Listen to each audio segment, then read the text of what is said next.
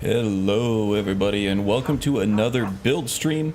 Again, we're back with the Stiger, Stormcloak, Shaman, Assassin. In these streams, we do a little bit of light roleplay, mainly focused on fleshing out builds. I'm recruit you guys to help me out with it. This character in particular, he's a little bit Assassin, a little bit Shaman, and a little bit Warrior. And he is in the ranks with the Stormcloaks. We play on legendary difficulty from the very beginning, so things do get a little tense, a little challenging, and that forces us to be a little bit more tactical. So where did we leave off last stream? I did Starfield a couple weeks in a row, and Starfield's not going anywhere, but I got to a point in one of the quest lines where I was getting into spoilery territory, and I didn't really have the option to like jet out somewhere and just do some planet exploring.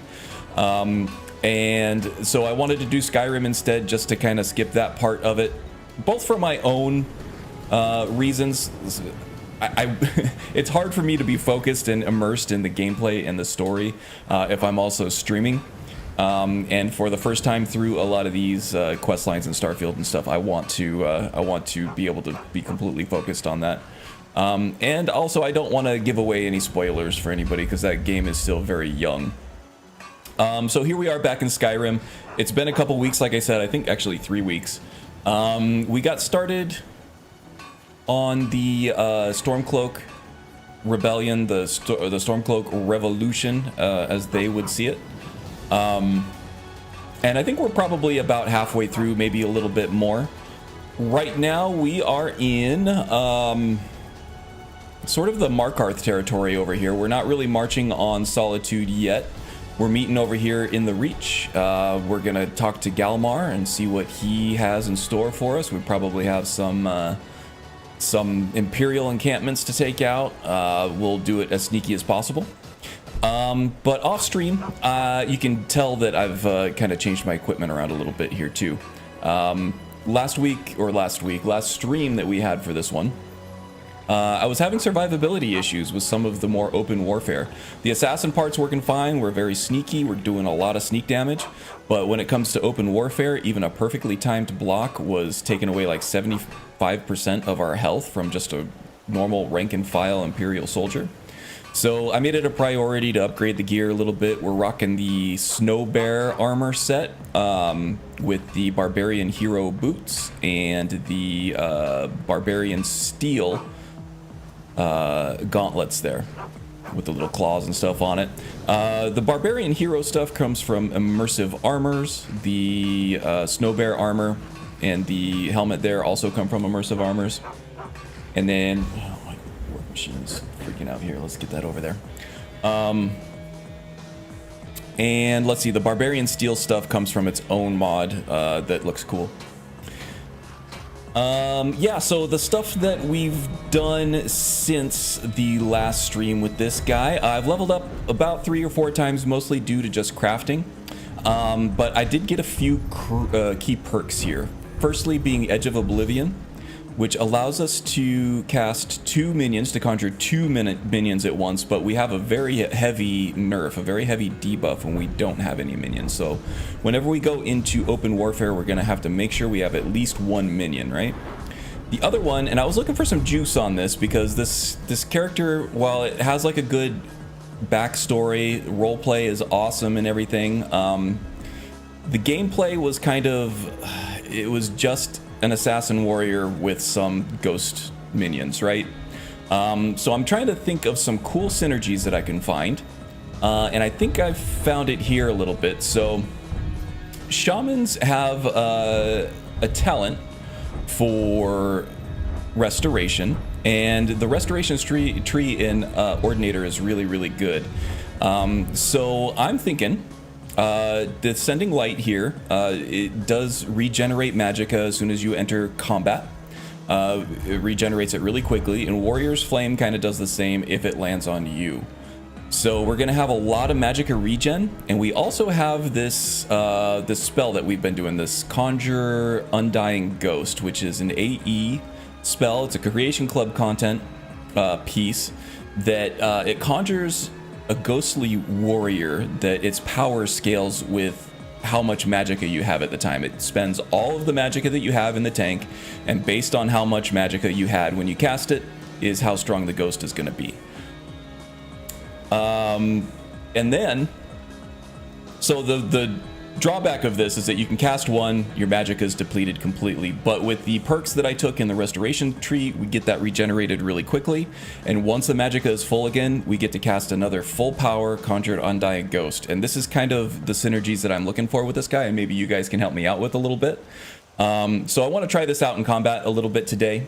The other thing is, at the end of the last stream that I did with this guy, I got these the totem spells here, and I believe the water totem does healing over time for you and all your allies, and I think this would be really, really valuable to have in these more open battles for forts and things like that. It'll keep our Stormcloak comrades alive, as well as us a little bit too. So, okay, let me say my hellos here now that the introduction is done for all the VOD folks.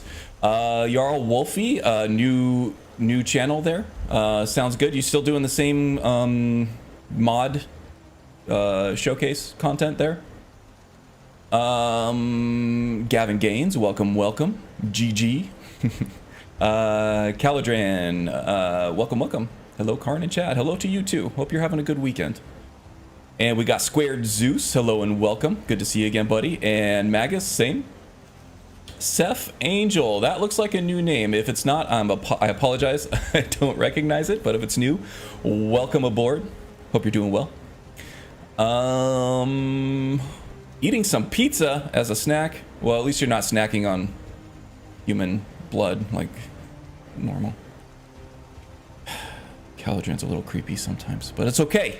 She's also a good friend and a great person, and we all love her. No, pizza sounds great. I ate really healthy last night. I had baked chicken breast and a broccoli salad. Boring. It was actually pretty delicious. I was wondering if you would offer your neck. Oh, sure, why not? You know what? I just trimmed up the beard and shaved up and everything for you, so should be ready to go. Just don't take it all right? I need some blood so I can stream. That was strange. It's not that strange if you know Caladran. We're all friends here. We're all really, really good friends here. I'm kidding. Blood for the blood god. There you go. Yeah, vampire roleplay. Gotta love it. Got a lot of vampire fans in the chat. James, welcome. Hope you are doing well. Good start to your weekend, I hope. All right, here we go. Yeah, so if you have any suggestions for this build or anything, just throw it in chat. If you want to just chat, talk about other crap, throw it in chat. We're all here to hang out and have a good time. If you want to bite somebody's neck, throw it in chat. All right, so let's go talk to Galmar here. My hatred for the Empire is bested only by love for my countrymen. I'm really harmless. We know. We know. You're only dangerous in the fun ways. Reporting in. Get over to Markarth. Rumor has it the Jarl's steward, Rayrek, is a faithful Talos worshipper, if not a true son of Skyrim. He still supports the Empire after all. Prefer consensual feeding? But if confronted with proof of his belief, you might be able to persuade him to aid our cause. Indirectly, of course. Wouldn't want to. Yeah, I guess some vampires like the struggle, right? Would we? Tastes better if they have to fight for it. With this one. Caladran just wants to be friends and drink your blood and be friends. Through the steward's quarters. Python, welcome, buddy. Good to see you again. Ampotema, hello. Welcome. Good to see you again.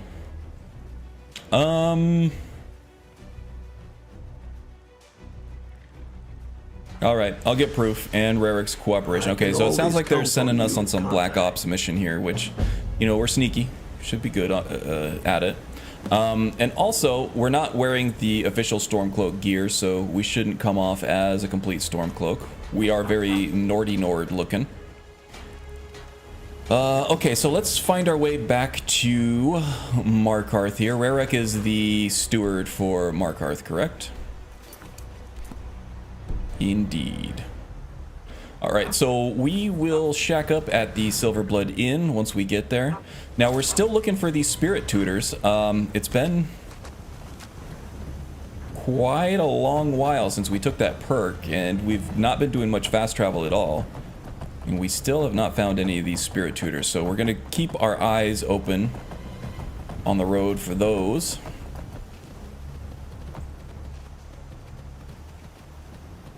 Get those imp stools, because that is a paralysis poison right there. Depends on the clan and the personality of said Canite. Okay. Here we go!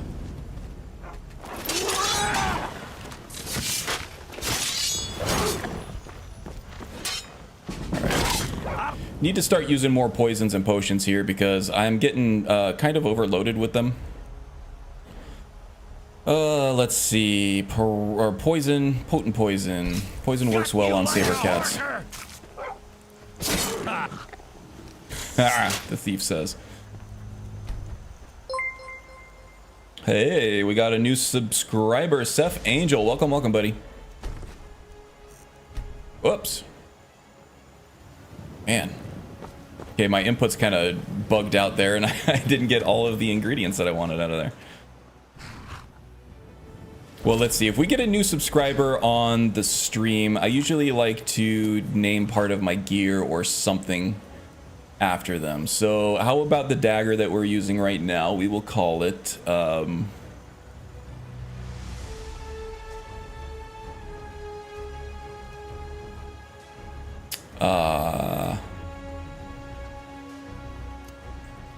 let's try this. Oh, come on. Jackson's renamer isn't working. Let me set that up. Seth Angel.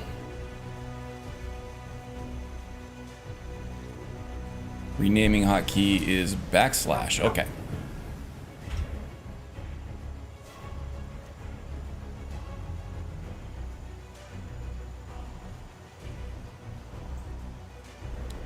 We will call it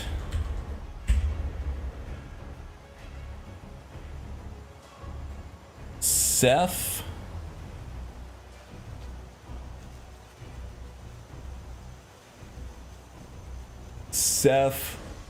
we'll just call it Seth / Here we go. I was trying to think of something stabby that didn't come off as too you know, cheesy and cringy. And I think it was just as cheesy and cringy as it ended up, but that's all right.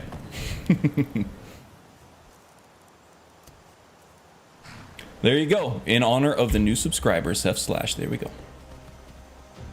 You got it. Still very tired from the carnival. Less people than expected, so after managed my hurt already injured back, and then after I fell... Oh. So it ended up not being as profitable as you thought, and ended up in pain instead. That's not a lot of fun. Sorry about that, James. Wish you a speedy recovery. Oh, and I am so lost right now. I lost the road. Where am I going?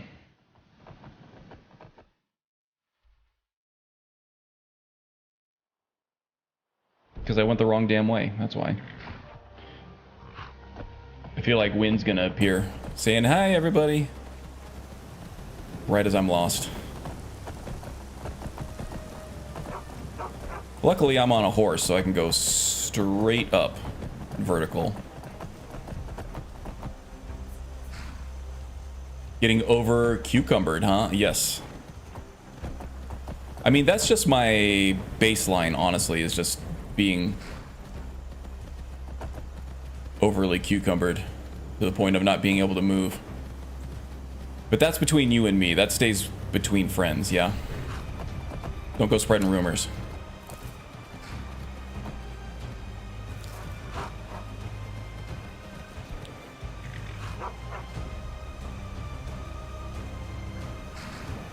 "16-year-old me from a decade ago, you know, really should change the name." Oh, okay. Yeah, no problem.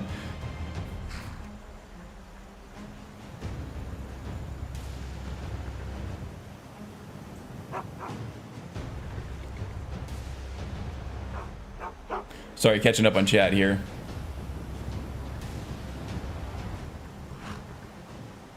Is that an automatic picking of Death Bell? Well, not automatic. I did that on purpose. I am on convenient horses, though, so I don't need to do it manually. Oh, great. All right. Nico, help me out here.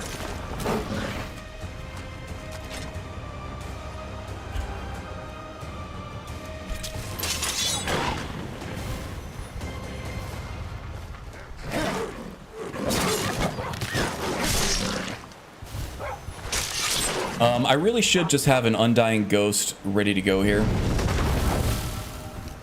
Just in case we get ambushed by another Saber Cat. I don't have the debuff from this perk. What's the perk called again? Like Edge of Oblivion? Yeah, Edge of Oblivion. Yeah, so if I don't have a minion, I have negative armor, basically. I'm not sure how that works in Skyrim. Okay, I need to pull up the compass. I'm completely lost. It's because of the time of day right here. It's at dusk right now, which in my game, the way I have everything modded in the E and B and everything, dusk is the darkest part of the day, and I can't see where the hell I'm going. I can't really make out any landmarks. I can't see the landscape. Makes it really tough.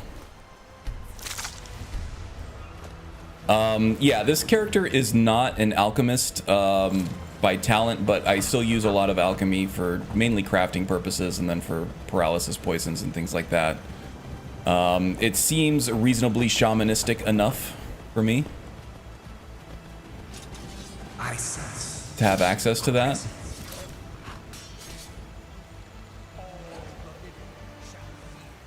Now, what is that he's fighting over there?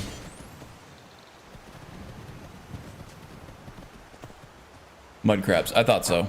Okay. Let's see. I think I need to cross over there and then go left. Let me just double check the map. Nope. That is completely the wrong way still. God damn it. All right. We need to cross over to the road over here and go right. Taking the long way. See, I felt like I turned around and righted my course, and then I looked at the map again, and I was still going the exact same way I was going before I turned around and did a 180. I don't know how that works. This is how Wind feels when she plays all the time. Just head for Helgen, yeah. Pulling a wind move, absolutely. Usually if things are bright enough, I can remember how I got to a certain place. Man, okay, Starfield's gonna be the death of me here. I keep hitting Starfield buttons. I submit. I can take it. You picked a bad time to get by. I sense a presence. Ouch, bear trap. Gotta be careful of the traps over here, and I thought I was being careful of them, but with the grass, the way it's modded, really hides a lot of things. I swear I'll kill you. Okay, let's try to take care of these archers up here. Ouch, okay. You won't live to see Okay, yep, we're still not really well suited for open combat here.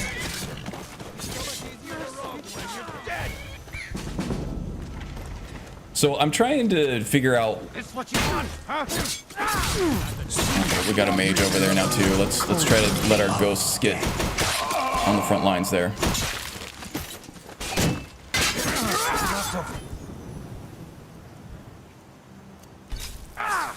Just give up. stop backpedaling faster than I can walk forward. Gotta love those mage backpedalers. Victory is yours. I submit. We are routed. All back. Oh, that's the Wandering Knight. No, damn it. Friends.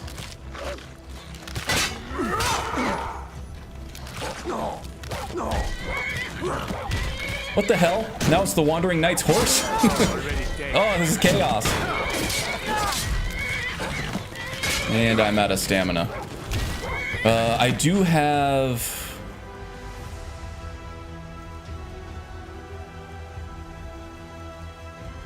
Let's see, Spirit Storm? I do have magic. Spirit Fire. Come on, fight back.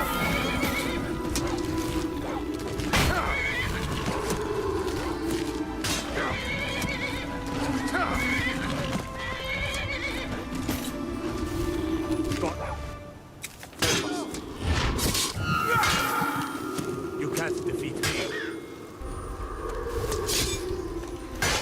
Collateral damage, man. This stuff is tough. Well, it would help if he wasn't, like, dressed like every other enemy, right? Okay, we got our stamina back. Still have our Undying Ghost.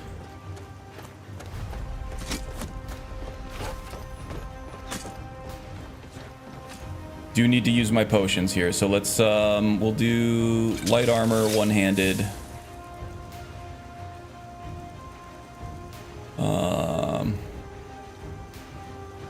What else? Enhanced stamina, sure. And we'll do some regenerate stamina here too.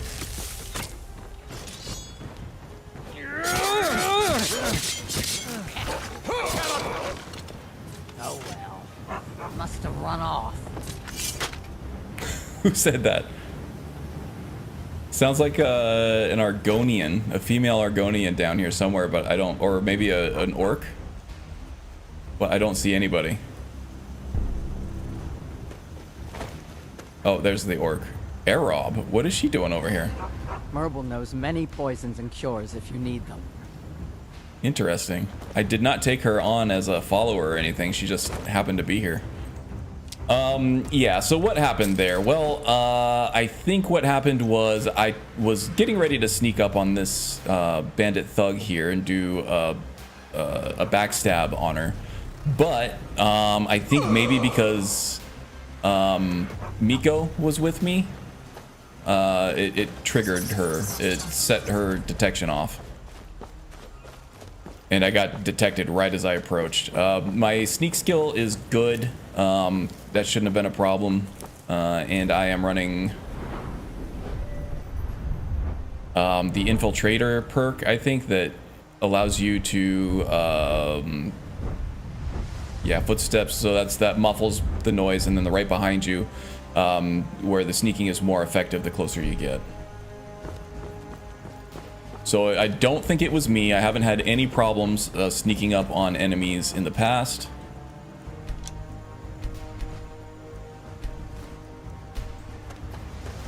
So I can only blame Miko, I think. Or it could have also been the Undying Ghost. It probably was the Undying Ghost, because in my experience, Miko's actually not too... he sounds loud, but he doesn't give away hidden status too easily.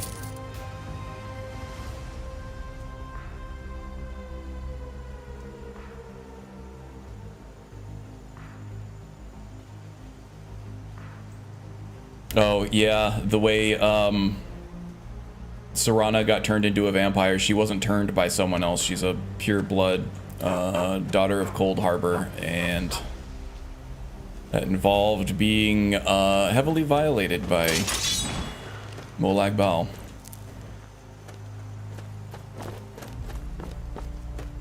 She's got some heavy trauma, and she was put up to that by her own father. So yeah, she's got some baggage. She was put through a lot. Okay, let's see if I can sneak up on this guy at least. Is he wearing Daedric items? Or she wearing Daedric items? They're definitely glowing. Oh, it's the Daedric plate. or the Daedric mail stuff. Okay. Is someone there? Right, look out! Kill him. My spirit swarms should Something? No, this can't be happening. Die already so I can take a shot. Yeah, all right. Let the spirits take care of it for me. Oh well. Wow, those are cool looking. With the glow, I like it. These are also very heavy for somebody who is also very heavily cucumbered. I need to get Zavio's retexture on these CC items. There's just there's a huge discrepancy in quality between the CC stuff and the stuff that's already been retextured through a Median Born or whatever else. Must have run off. Or maybe they're dead. Hey, Rob, you ever think of that? Heroic Stormcloak gauntlets. Those look like heavy armor. Gale, welcome. Hello, hello. Just wondering, any forgotten magic mystic spells may be useful for the build. Perhaps. The thing about forgotten magic is you don't really get to pick. Don't really get to pick which ones you get, unless I want to cheat and get them through the console. But that's not a bad suggestion. Let's take a look and see if there's anything that's going to fit with this archetype. Forgotten magic mystic, arcane weapon. We're pretty good with our dagger and our shield, so we don't need the arcane weapon. That's pretty much just a bound weapon of whatever type you choose, which is really cool. And I could have used this for my Nemesis arcane archer, because this ends up being better than the regular advanced conjured bow that you get. But I never found it with that character. Discord is an illusion spell. We don't do illusion, sadly. Phantom Shroud, this probably would work here. This probably would work a lot. This would be really useful. Do I have Phantom Shroud? And Phantom Armor. So Phantom Shroud and Phantom Armor. Phantom Shroud might be illusion as well. I'm not sure, but I think Phantom Armor is alteration. Which we have some spells we use for alteration too, but I don't know. So these are a lot of illusion and alteration. I can justify using alteration in small pieces as long as I don't have to perk into it, which I don't think I do if I can just hook these up to Okado's recital. The Shaman, as I'm using him, is more of a conjuration and restoration guy. But alteration stuff I can justify using if we find something that works. Do I have Phantom Armor or Phantom Shroud yet? Phantom Shroud would be great.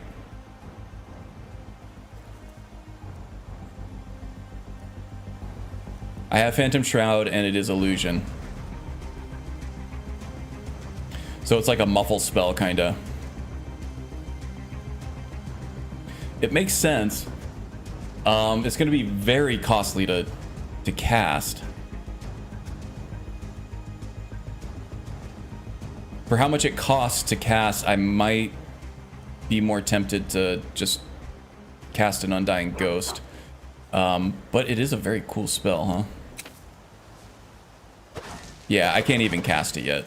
I need more magicka.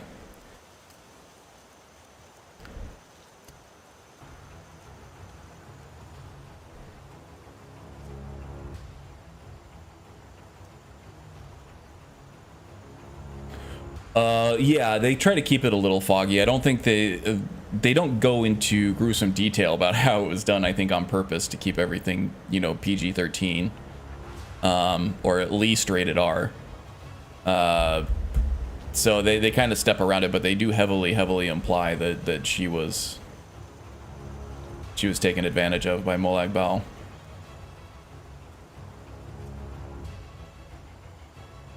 And Valerica was the same way, and I think Harkon put them both up to that.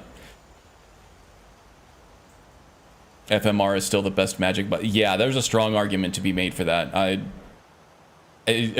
Making such a it's a very qualitative statement, right? To say one magic mod is the best. I think it depends on the build and the spells that you're looking for, but I would say it's definitely up there. It's a contender as top 2 or 3 for sure.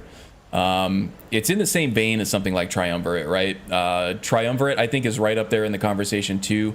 I know in terms of features and stuff, it doesn't really hold a candle to FMR, even in terms of strength and in terms of like polish and stuff. But Triumvirate has spells that can completely change a build. It can completely make an entire build with synergies and stuff like that. FMR does too, for sure. FMR has a lot of synergies in it. It's just more fully fleshed out and everything, but there's something about Triumvirate that they explore concepts that are just super unique. A lot of the FMR stuff is a lot of concepts that are still, you know, used in vanillas. They're expanded upon. The Triumvirate stuff is like, it's just brand new ideas. So I think in terms of like innovation and stuff, Triumvirate is has it over FMR, but in terms of just polish, feature set, being complete onto itself, and all that, it's FMR for sure. It just depends on the mood I'm in on that day. If we say Apocalypse is the standard because no other magic mod touches it, FMR is the best standalone magic mod. Yeah, and Apocalypse is up there too. I would put Triumvirate, Apocalypse, and FMR in the top 3 conversation. Arcanum might have something to do with that if it weren't so buggy. If it were polished and it was supported. Arcanum is another one where it has very, very unique concepts and ideas that you can completely build an entire character around one specific spell. And then that just gets expanded upon even more when you talk about Ordinator and Apocalypse, and finding the synergies between those and Arcanum is nutty. But yeah, Apocalypse probably is the gold standard. It expands the magic system in ways that were really, really needed. Already knew those. Triumvirate explores some brand new concepts as well, the things that just were never explored in the Skyrim engine. And FMR, just you can have an entire playthrough based on one of those archetypes and have everything you need right there, synergies to explore. You're gonna have a lot of fun. It's gonna work really well.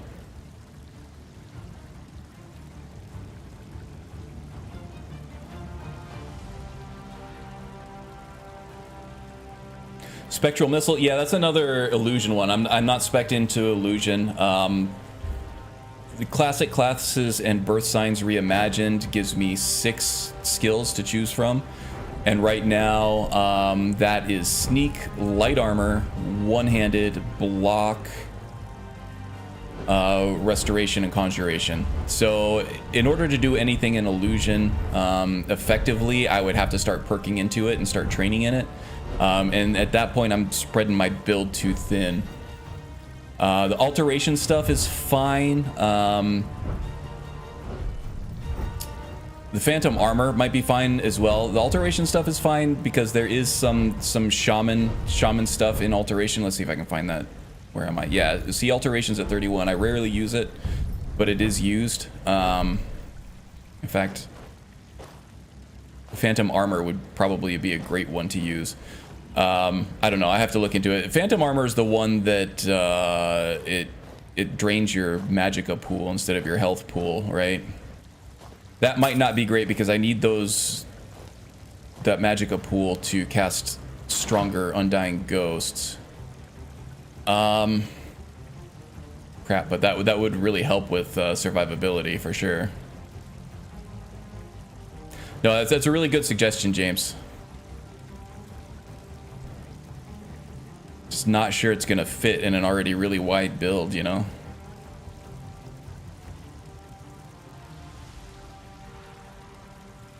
Capri X, welcome, welcome.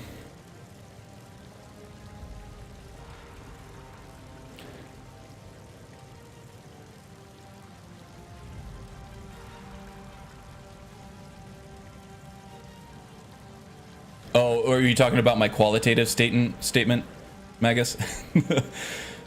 Yeah, I mean, it's that just means that it's like it's trying to compare apples to oranges, and then it's like it just becomes about which one fits the situation better, and which one you just like better, I guess. Which becomes it's not quantitative, meaning FMR is the best because of these numbers and these facts. It's subjective, sort of. Prone to situation and preference.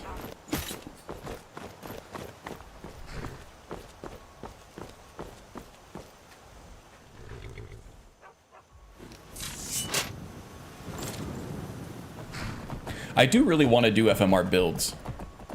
I think that would be really fun to do. Lots of synergies to explore. I gotta get through that just in case it dumps on me. As long as none of them are mysticism, then it's all good. Oh, you're talking about the mysticism magic mod? Yeah. It does some things I like, but for the most part, it's... I don't know. It's reintroducing a lot of things from Oblivion, which did have a much better magic system in it than Skyrim. Vanilla Oblivion had a much better magic system than vanilla Skyrim did.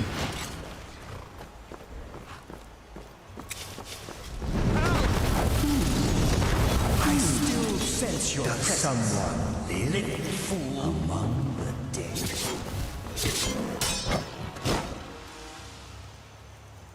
Potent poison, yeah. Such an abrupt end to our game.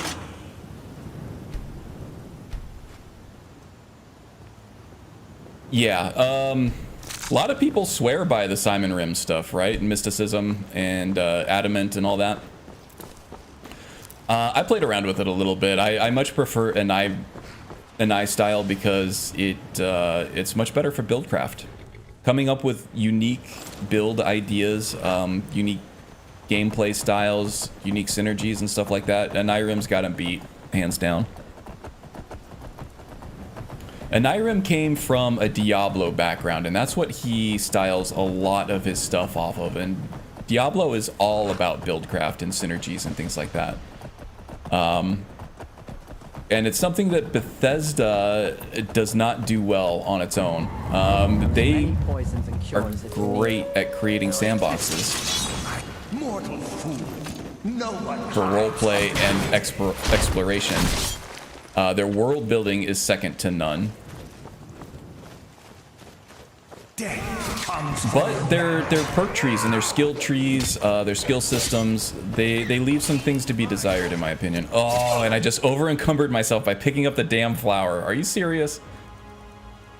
Do I have any more bones I can drop? I do. Those folks smoke crack, though. I mean, maybe. You think you can take me? They're smoking something. Such an abrupt end to our game. I'm just gonna get over cucumbered again. I need to drop some stuff, or maybe give some stuff to Miko, or put some stuff on the horse. All right, feel ya.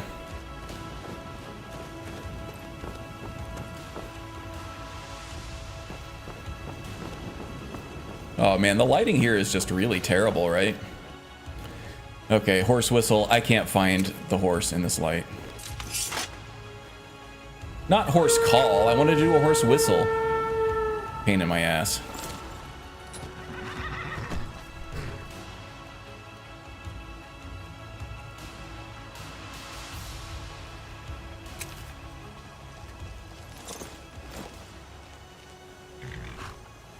My burdens shall become yours. What's in the sack?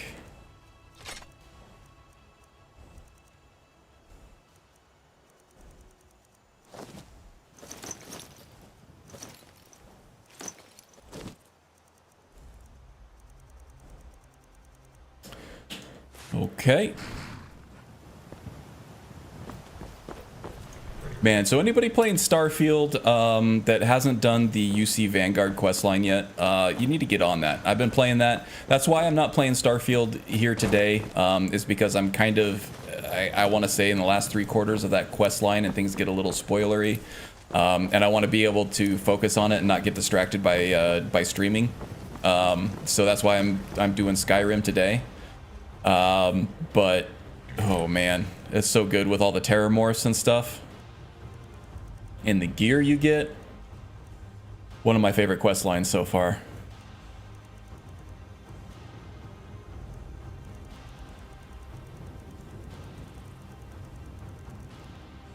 Crimson Fleet for life.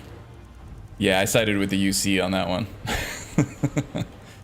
I'll do a UC playthrough or a Fleet playthrough one of these days. I really like the vibe in there. If you play like a non-goody two-shoes character, the Fleet does it really, really well. That's just not the character I was playing.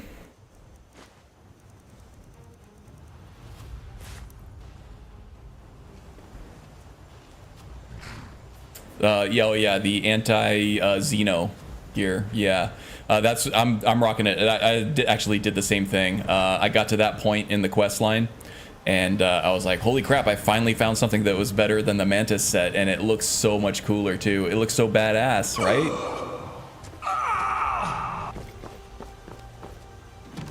Man, I love that game. Oh.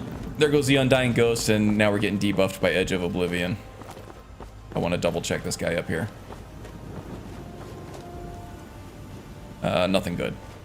Okay, we continue our... oh, I just saw a shooting star. That was cool.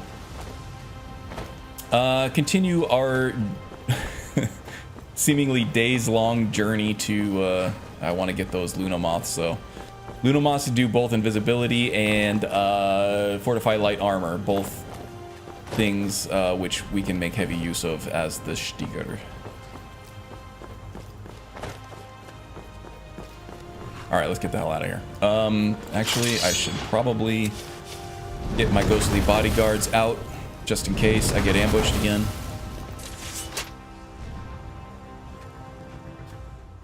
Still need to upgrade your PC before you can still join Starfield.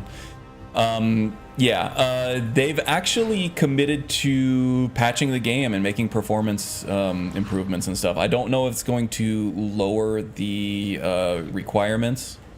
It's still going to require things like an SSD, but it's gonna work better on lower end hardware. So it should put... Oh, I just saw another shooting star. It should put that target more within reach for a good gameplay experience. There is some optimization that they can do on lower end hardware for sure. If they can get it running well on an Xbox Series S, they can get it running on you know, the 1070. I think is what they targeted. 1070 Ti maybe. That's their minimum system requirements. I guess it doesn't really run very well on the low end, on the lower end of the spectrum of their requirements. But they said they're committed to fixing it, and they already got new features and stuff planned, which is great. In terms of, oh, that's for the Edge Mage armor, which is great in terms of, you know, a AAA release getting better. I wouldn't say it was a rough launch. I mean, Cyberpunk was a rough launch. It's by far not even close to the worst performing launch of the year, just this year even. Dead Space was in terrible condition on PC. Jedi Survivor was in terrible condition on PC. Starfield is fine. I mean, it scales with hardware for sure. It runs better on better hardware, but those other games were running like crap even on high-end hardware. And it's also the best performing BGS game launch of all time. Skyrim's performance was terrible when it launched. And Fallout 4's is still pretty bad. Starfield runs better on my machine than Fallout 4 does. And that's completely modded, fixed, and optimized Fallout 4. It performs worse than Starfield does. And of course, you have to qualify that with, you know, Boston, downtown Boston, and versus New Atlantis and all that. But yeah, New Atlantis runs better on my machine than Boston does, downtown Boston does in Fallout 4. So they have optimized it. A lot of people are accusing them of not optimizing their game, and they have, but I think that they could do better, and they have promised that they will. Yeah, Skyrim SE wasn't the Skyrim launch though, right? Skyrim SE, when Skyrim SE came out, that was a full generation beyond when that game came out. So you're basically running an Xbox 360 game on Xbox One hardware or beyond. And also they got a huge boost from moving to a 32-bit process. Oh, another Wandering Knight? Really? Okay. So now these Wandering Knights, there's like an order of these guys that are just after me now. This is your last mistake. Will you not fight me? Okay. Shit.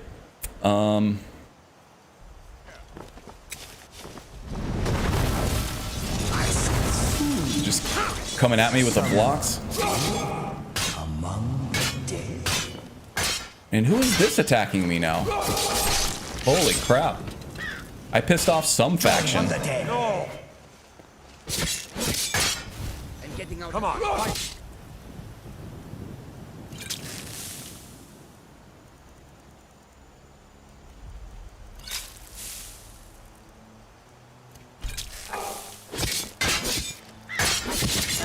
Oh, he moves fast for a heavy armored guy.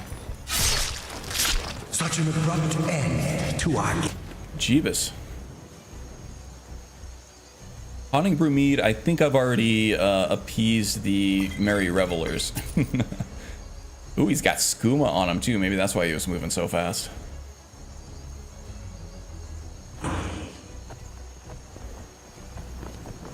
That's why I'm not modding. Yeah, so that's the thing. The patches that they have promised for Starfield is going to be great for getting a better experience from, you know, the vanilla AAA game itself. Now my horse disappeared again, and I can't find him because it's too damn dark.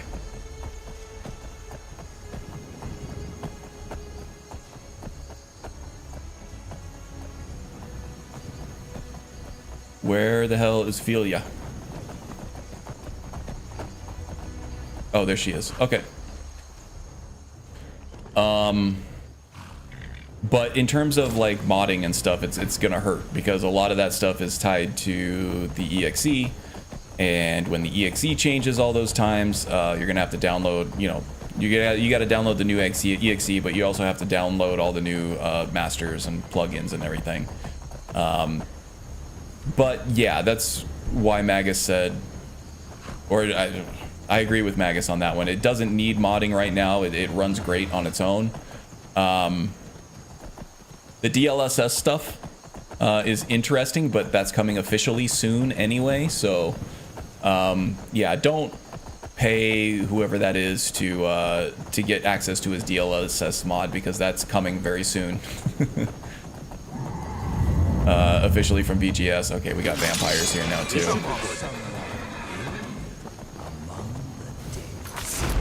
Oh, but I will have your blood. Undying Ghosts, please go help. Eternal slump out. Only a fool tries to kill the dead. Oh, hold on. I got a special tool for this.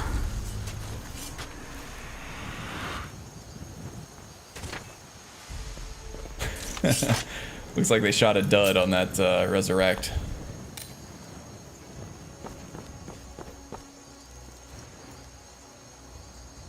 No, not yet. That's coming next year. That's definitely coming though. Like your mom. Oh, snaps. No, the CK is coming. They've already committed to that. I think usually their window for that is about 4 months or so after release is when the modding tools come out officially. So I would look for that like early next year, January or February sometime, if the pattern holds up.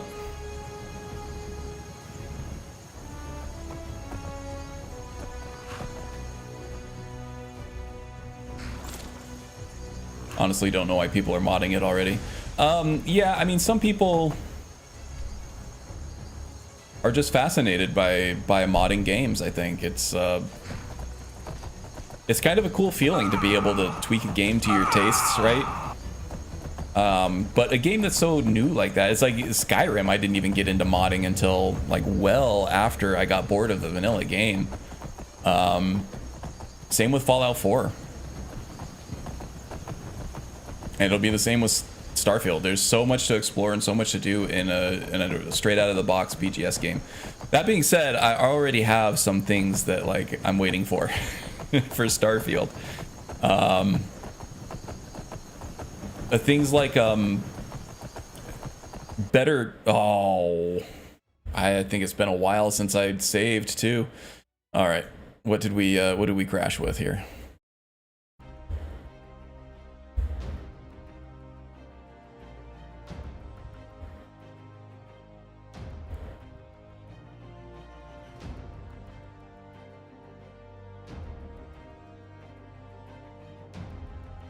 Hedge Mage Armor. I've seen this pop up a few times. The Hedge Mage Armor is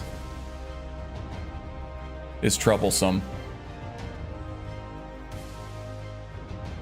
It doesn't always. It's not consistent how it crashes, but there's something up with it, I think.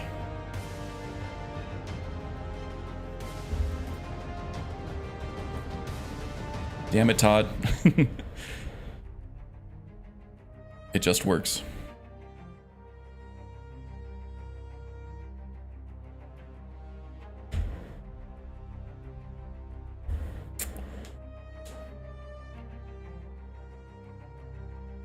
It's the camp. It's the Hedge Mage camp there. I had the craft only one, but I kind of liked it. It was a little more immersive for me to happen upon it.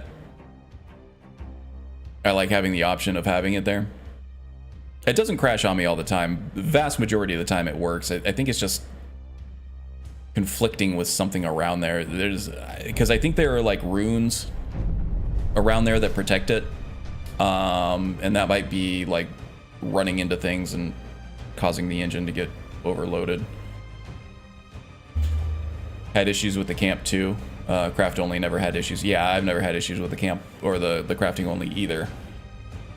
I rarely have issues with the camp one as well, but every once in a while when I approach it, it crashes on me.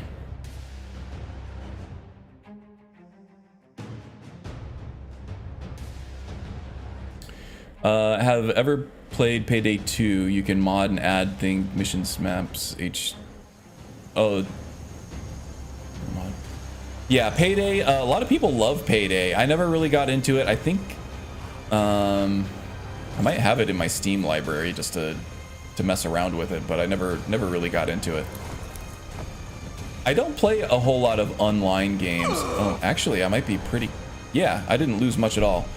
Awesome. So I saved right after Oop. Damn it. More ghosts, please. Saved right after I beat those vampires, which is good.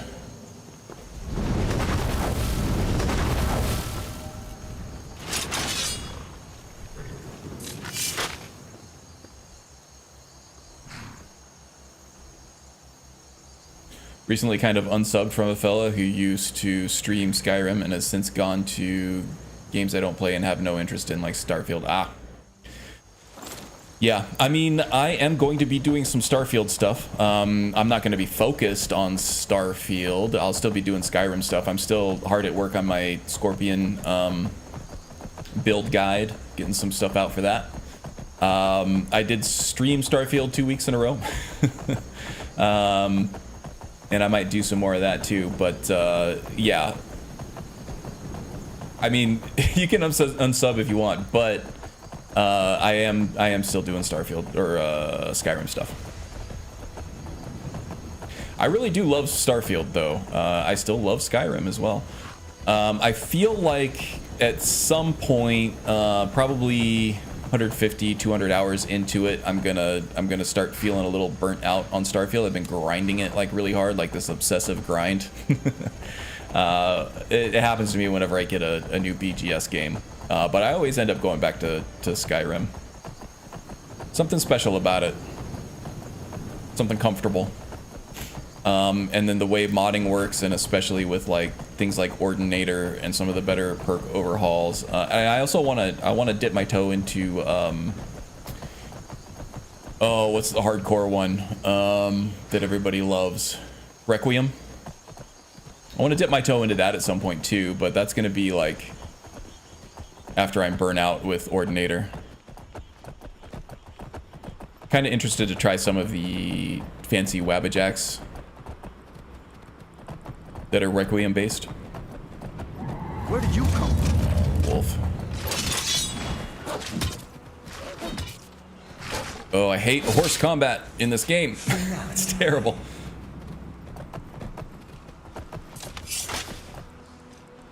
Lazy modding.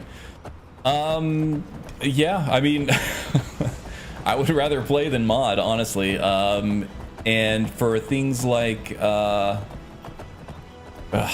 know, it took me a week to do the Nulvis guide, and that was, I mean, I have a full-time job that is honestly more of an overtime job than it is a full-time job. I work more 50 and 60 hour weeks than I do 40-hour weeks. So if I'm doing a full modding guide like that, or modding from the ground up, it takes a week of very late nights for me and bloodshot eyes. That's why I only redo it once every couple years. I wouldn't consider myself a lazy modder. When I integrate new mods and stuff that I want to try out, I do it right. I make sure everything is patched correctly, even if I have to do it manually. But I really like messing around with other people's vision of the game too sometimes, and if somebody's done all that hard work for me, a lot of times it doesn't pan out, right? It's like you download a I did it a couple times with Fallout 4. I downloaded Wabbajacks where it's like it just didn't click with me, and then I finally got one that I was like, okay, this is pretty cool. And there are a few very tried and very true Requiem based Wabbajacks that I would like to try out. At some point this Skyrim install is going to fail, it's going to go away, and I'm going to have to do it over again. And I feel like the Wabbajack is a good in-between where I can still get my Skyrim fix, experience some new things in the modding scene that maybe I haven't seen because I've been playing my original installation for so long. And then, you know, once I get my fill of that, then start doing the custom thing again. Want me to major? No. It's okay. Thank you, though. Yeah, you could get a 2+ day turnaround, I'm sure. And I'm sure it would work well and everything, too. But, yeah, if I'm going to go custom route, I like to get my own hands on it and everything. But there are other things. It's like, to me, a Wabbajack is like almost a completely different game. And sometimes you want to play a different game. You want to see what else is out there, and then you go back to, you know, modding the game you want into the game that, you know, is your game. Which is what I'll do again eventually. But it's like I just don't have it in me to do that with other games. Like Fallout 4, I tried doing the custom thing, and it was a lot of work because it was a lot more different from Skyrim than I expected. Just in terms of like modding tools, like the workbenches and everything, and just different like strange standards that Fallout 4 modding has as opposed to Skyrim does. A woman attacked and all right in that. the streets. Are you all right? Did you see what happened?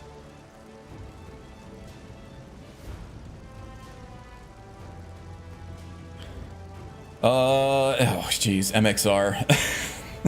I unsubbed that guy a long time ago. It just turned into a point where It was just him complaining about monetization on his channel all the time. I was like, okay. Yeah, I know that sucks, especially because he made a lot of decisions that I thought were not great. I was right there. He almost killed me. I'm so sorry. I hope the 8 give you more peace in the future.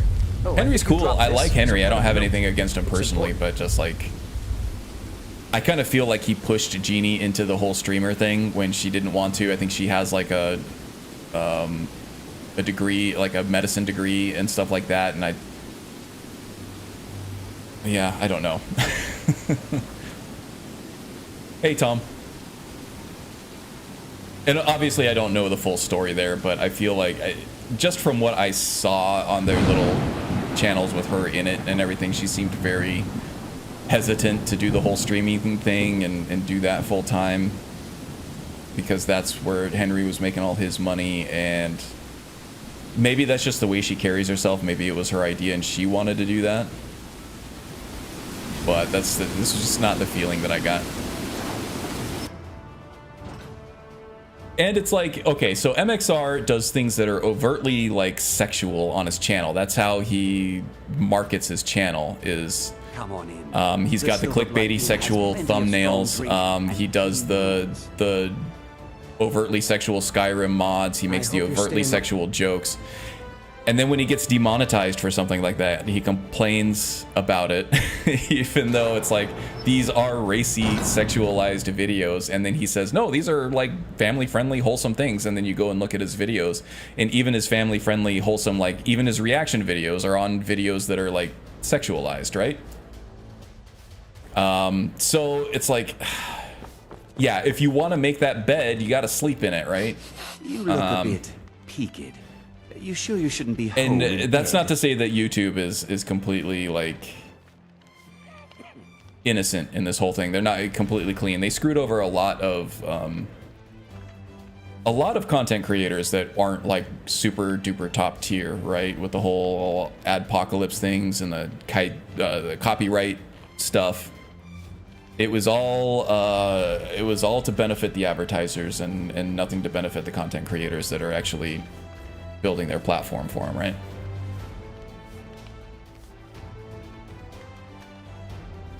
Yeah, YouTube, there's definitely a shift from supporting creators to supporting advertisers, and they're pretty much all in on the advertisers now. They have to bend the knee, I guess. They got big enough to a point where it's like, okay, the advertising is where we're getting our money. Even though we rely on content creators for, you know, even having something to advertise on, we gotta bend the knee to the advertisers.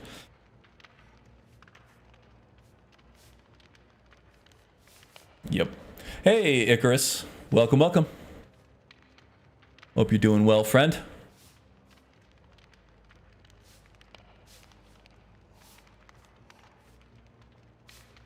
You as well, Tom. Hope everybody's having a good start to their weekend. All right, I'd like to rent a room. Sure thing. It's yours for a day. Okay, Squared. Have a good weekend. Yes. See you around. Take care of yourself. I understand. All right, what time is this? This is very late. It took a very, very long time to get from to get from the Reach Stormcloak camp here just to Markarth, because I couldn't find my damn way to this road right here. I ended up having to get onto this road here, and then we went all the way through Rorikstead, all the way down here, and then we had to go to Markarth. And then a lot of shenanigans occurred on the way. So we're here. Let's pray to the old gods, the old ways. We'll get some sleep.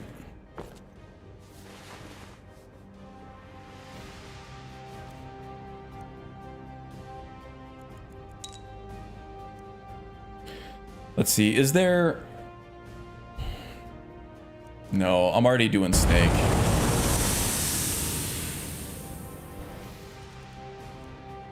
Aspect of the snake. Improve sneaking and sneak attacks. Okay, that's what I want for this one, because this looks like a covert operation here.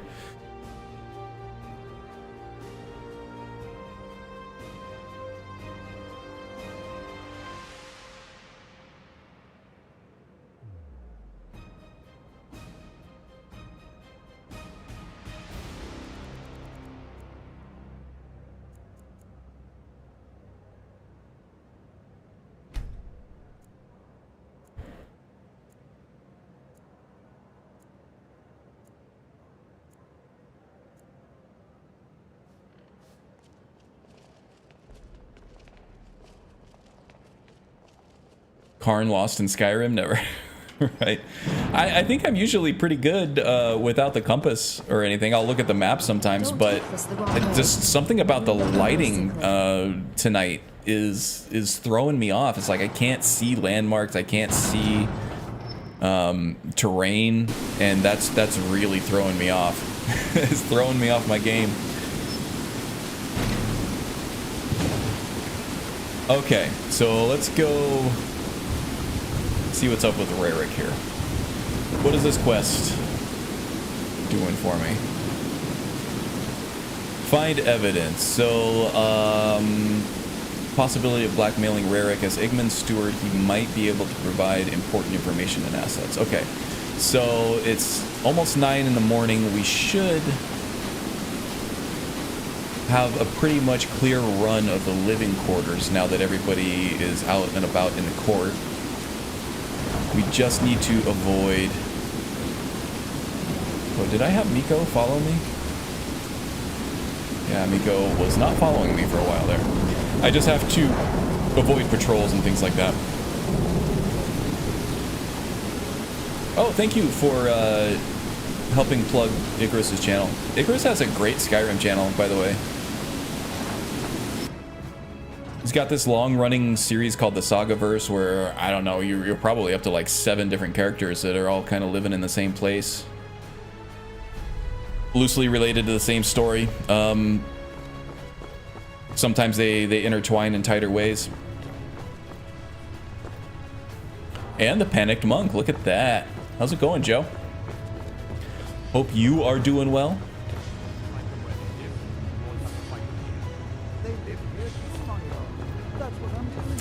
Wolfie has a channel as well. You can check that out. He's doing mostly mod showcases. From what I've seen, a lot of like player home tours and things like that. That's your thing. I think you just asked how my weekend's going. Well, my weekend just started. I got up at a decent time today, around 8:30.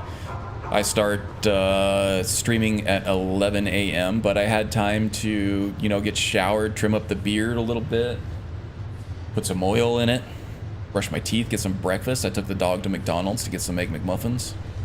She loves going for car rides. So I got my belly filled. I probably won't have to take a snack break in the middle like I normally do. I might have to refresh my water or whatever, get some caffeine, but yeah, and then for the rest of the weekend, I just have the wife's out of town for a couple weeks visiting her parents in Scranton, in Pennsylvania, so I get the house to myself, which means I get to get caught up on some of my PS5 games because she's not using the TV. I mean, also, when she's here, I like to spend time with her. We have our shows that we watch and everything, but I'm keeping those on the DVR for when she gets back, and then now I have the TV to myself. I'm going to catch up on some Final Fantasy 16, I think. That's a game that I started to get into, but then Diablo 4 came out and I switched to that, and then, you know, Starfield came out and I switched to that, so I want to get through the story mode on that. It's one that I enjoyed. Not my favorite game of the year, but pretty good. And then maybe play some Mortal Kombat. I might go pick up Mortal Kombat 1. I need... I want more Scorpion inspiration to work on that build guide that I keep promising. I feel like I've been promising that for over a year now. It's in full production. I probably got about 25% of it done. The vast majority of the footage and the voice, the dialogue and everything is all recorded for it. Now it's just the the process of editing it all together in a watchable, entertaining way. So I think I want to play some Mortal Kombat this weekend too. You're trespassing here. You'd better clear out. Am I trespassing?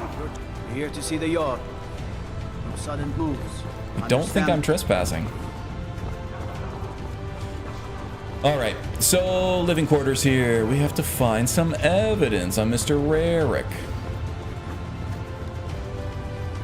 Ooh, I do have predator vision. Let's kick that on.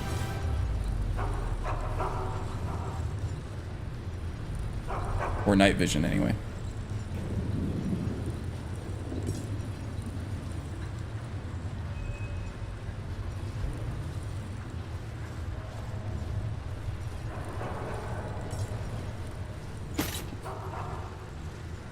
Oh, it's in here. Great.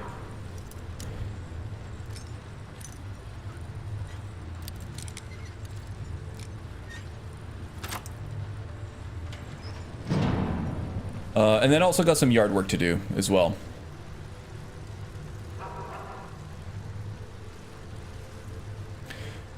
Which is not part of my ideal weekend, but it needs to be done. Wow, we got some Z fighting there. That's no good.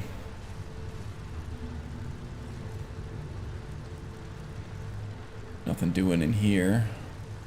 Anything in here? Rarick's inscribed amulet of Talos. Ooh, okay, that's pretty damning. Markarth is Imperial controlled now, I believe. And Talos worship does not fly here in Markarth, so...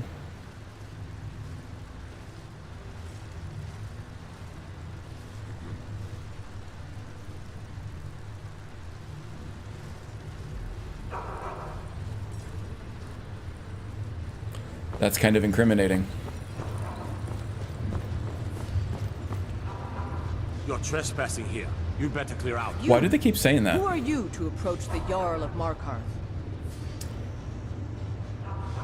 I'm actually looking for work. Very well. You may approach the mournful throne, but watch your words. Keep your eyes open for Forsworn when you're on the roads. Yeah, I've encountered them a few times already. Greetings, my Jarl. You speak to Igmund, son of Orolfdir, Jarl of Markarth. Oh, Python has a channel too? I didn't know that. I'll have to check that out.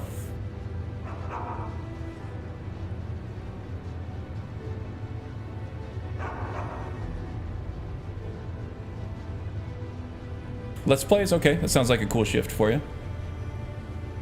I need to get my Let's Play game going. I think I'm going to start with Starfield.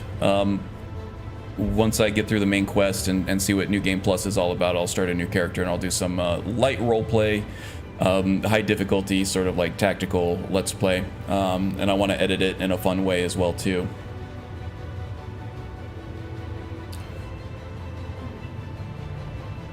Okay, so you're the Jarl. I'm here to offer my services. Are you a sellsword?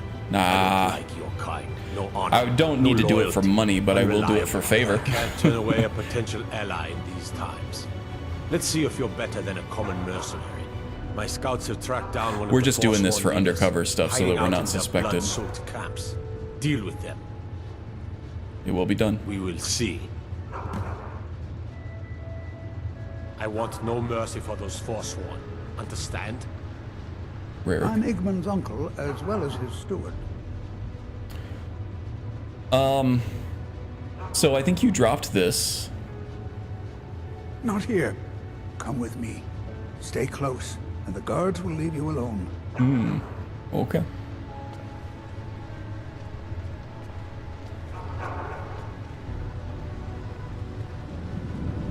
Difficulty is almost meaningless. I thought higher difficulties would, they would increase chances of getting higher level gear.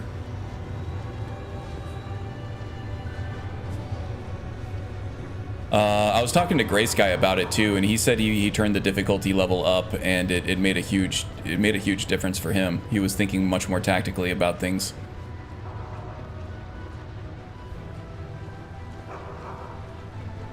I I suppose you're here to extort something from me. Is that it? Well, what is it you want? But I mean, once you get to a certain level in any BGS game, right? I mean, you're gonna start blowing through stuff. So I guess it depends on like when you adjust the difficulty. I believe that I've also heard that you're one of Ulfric's spies. I can't you get deny the more man is experience right on lower about difficulty levels, which I've seems seen counterintuitive to me. firsthand what Ulfric is capable of, given the chance. Suffice it to say, he is no friend to Mark Arthur, and no friend of mine. My first and only loyalties are to my nephew, and to this city. Oh no, not in Skyrim. No. I'm talking about Starfield. Starfield has a more like Diablo-inspired loot system, from what I've read.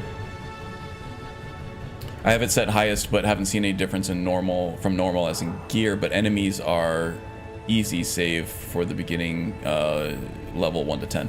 Yeah. No, Skyrim has no difference. The level gear that you get based on difficulty level. Some stuff is scaled to your level from the vanilla game, but a lot of the artifact overhauls fix that as well. So it makes everything just the highest level that you would get normally. Like the Nightingale bow, I think tops out at level 46.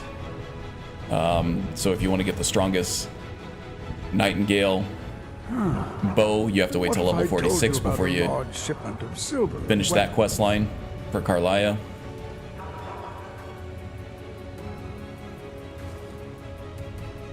Starting with Morrowind, just put in the first video. Oh, cool. Morrowind, huh?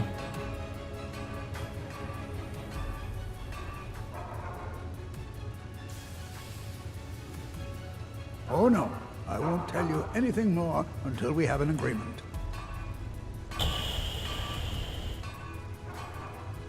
much are we talking Enough about? to make a significant difference in the war. Okay. All right. So where can I find the They're shipment? taking it by wagon to Solitude. If you hurry, you'll catch them before they get far. It'll be a fairly slow-moving caravan. The shipment's quite heavy and guarded by many men. Now let's pretend we never had this discussion. Of course. I have letters to read.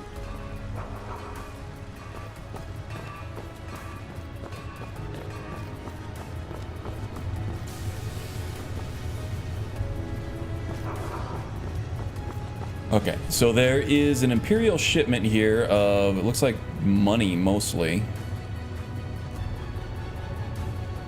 Where are we going for this? Oh, we're reporting back to Galmar first. Okay. That I can do. You're trespassing here. Why do you Better keep clear saying out. that?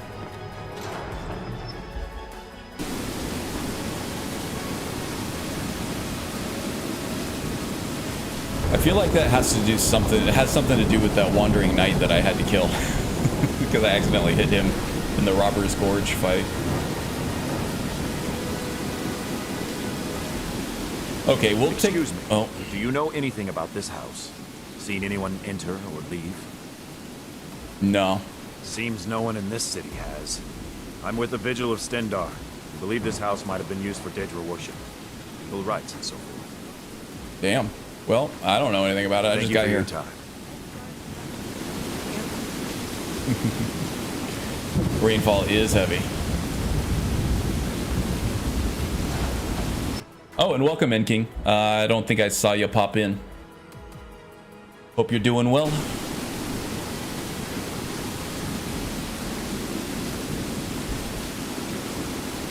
I never played Morrowind myself. It's hard to. I started with Oblivion. I started my Elder Scrolls journey with Oblivion, and in my experience, it's hard to go back.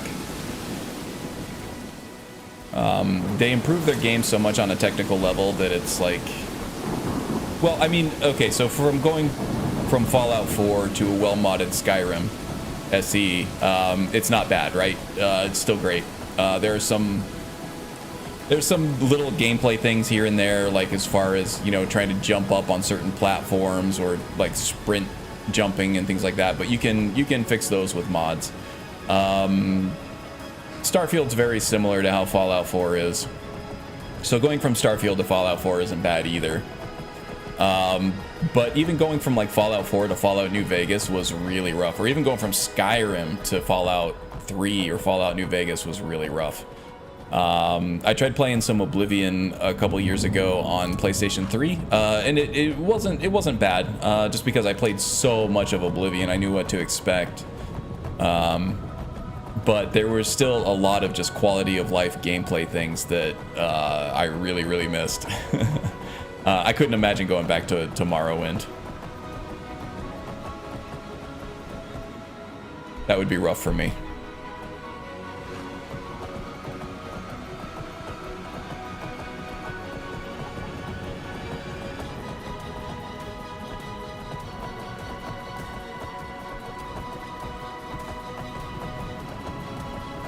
Oh, you just got up 10 minutes ago? Nice. Sleep in a little bit on a Saturday? One of my favorite things to do. Go to bed knowing that you don't have to get up for anything, and then that's usually when I sleep the best, because there's nothing on my mind, nothing pressing.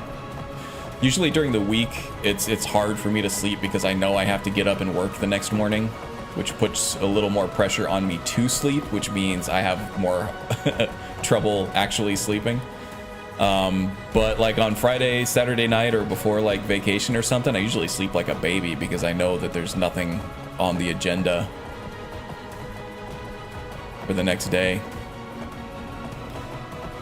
I get to go to bed with just a complete clean slate, a clear mind.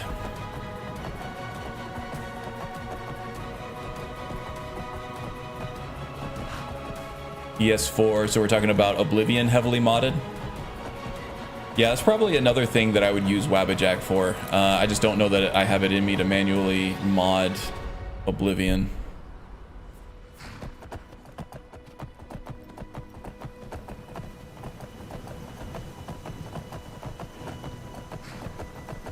But the thing with Oblivion is I'm a controller player, and it doesn't have out-of-the-box support for controllers on PC, but I know that there's a fairly recent mod that added it in there fairly seamlessly, and it was actually a great mod. Hopefully I could get like a Wabbajack installed on that if I ever wanted to go back and do Oblivion. I might be completely burnt out on Oblivion, to be honest. I played thousands and thousands of hours on that game. Not quite as much as I played Skyrim, but surprisingly close, probably. And just mostly vanilla at that.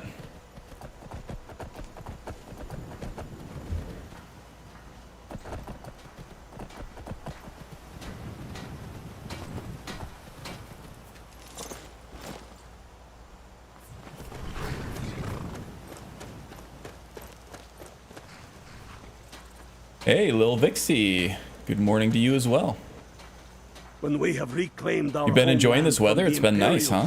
We will take the fight. Over here it's been overcast like most of the day, which is keeping the temperature cool because, you know, the sun's not permeating enough. And I woke up today and it was like, you know, 77 degrees outside, and the sun was not shining, so it was like just beautiful out. You're still at 100? Well, I'm here in Scottsdale. It might get 100 today, but when I woke up, it was 78.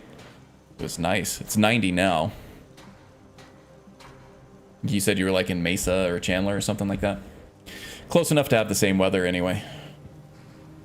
Yeah, it'll get 100, but it's a lot better than the 115, 120. Mesa, yeah. No, it's been getting nice. It still gets too hot in the middle of the day, but you know, it's getting darker earlier and staying dark later in the morning. And yeah, nights and mornings at least providing some relief now. That's good. It's not 105 degrees in the middle of the night anymore. All right, so Rarick says there's a shipment of coin traveling to Solitude. Good job. I knew you would come back with something. Summer was brutal. Yeah, Nicholas, if I remember, you're in California, right? Meet up with them. California got hit hard too.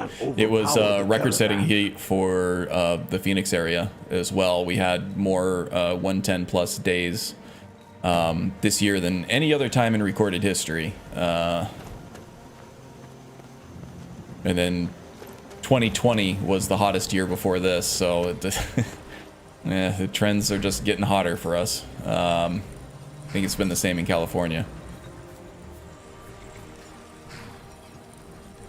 And places like Portland and like Seattle and stuff got hit really hard too with the heat, and a lot of those people don't even have like built-in AC units and stuff to, you know, control their own climate in their house, so they would just get completely owned. Oh my god. Did I just freeze? I think I just froze.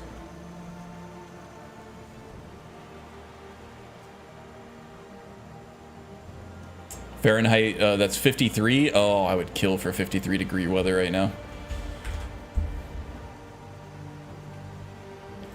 Actually, the weather we have right now is manageable to me. If we top out about 101, 100, but then it's hot, I don't want to go out in that heat. But it's manageable, especially if it's dry. And then that usually means that we're down, you know, mid 70s, low 80s in the mornings and nights, and that's okay. That's fine. I'm okay there. I would like it cooler. I like, you know, 50, 60 degree weather. That's where I'm happiest. Still no pants. It's too cold for no pants, but you're not wearing them anyway. Yeah, my wife's over in the area now. She's visiting her parents in Scranton, which I think is, you know, just, it's very close to where Magus lives.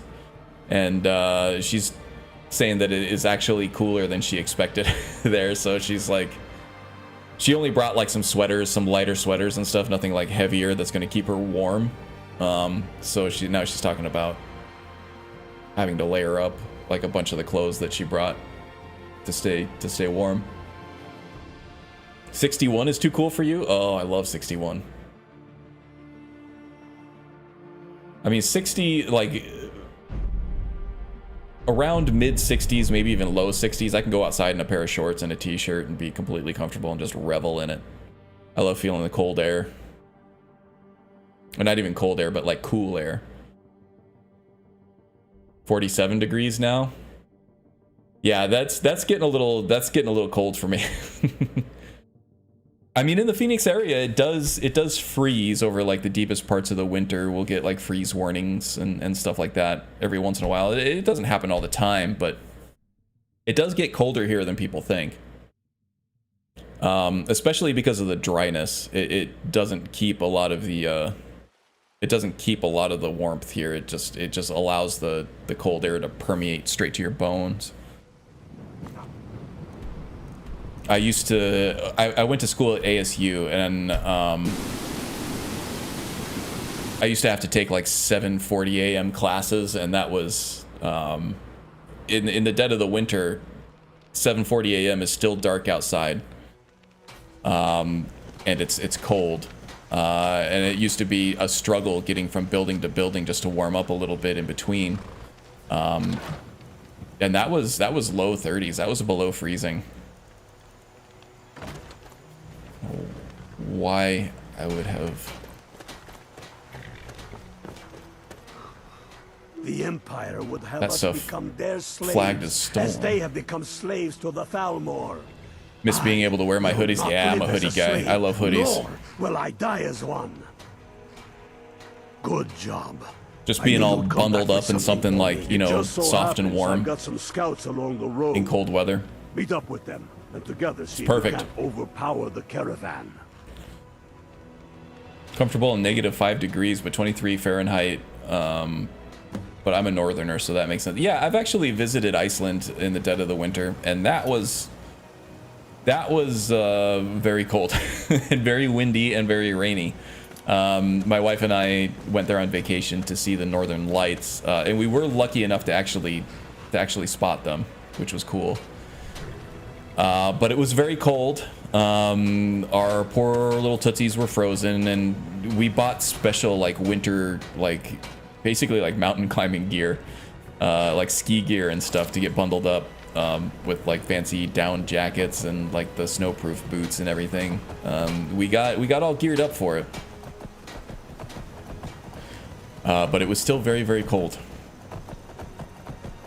Out in the middle of just some like barren field in the middle of winter. With like a light mist. It was bitter. But I still loved it. I would almost prefer that to oppressive heat that we have here. Oh, you're in Alaska? That's cool. I've never been to Alaska, but that's one of the places I've always wanted to visit. Problem is, I don't do well on the ocean. I don't know. I've never really tried being on a big like cruise liner or anything, but the most popular ways to get there from the mainland is I think like a cruise, right? Could probably fly in and visit everything, but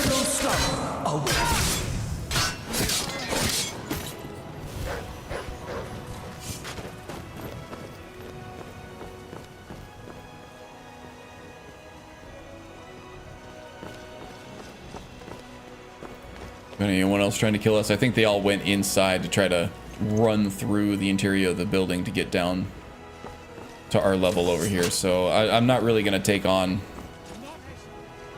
Oh, are you back now? I hear you. I don't see you. You know what? Why not? We're on stream. Let's do some assassin action. Let's get some hot assassin action going on here. Some bear assassin action.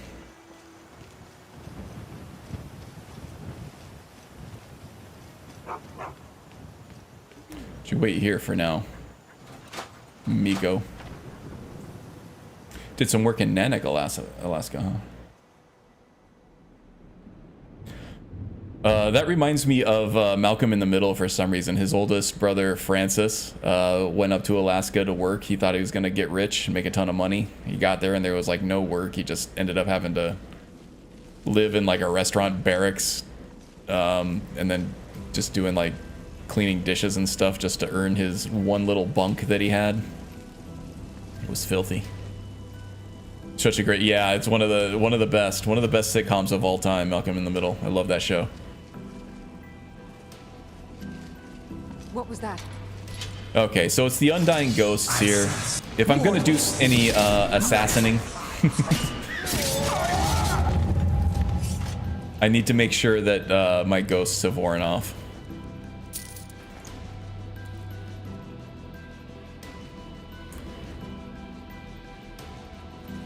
I should get like a dagger of dismissing or something to dismiss minions. I don't know if that'll work against the Undying Ghost because they're not Daedra, although they technically might be Daedra. I haven't actually looked in the plugin to see how they're flagged. What was that? Yeah, the problem is they don't sneak and they are heavy armor. Death comes for you now. They don't have the light foot perk like the other followers do through nethers.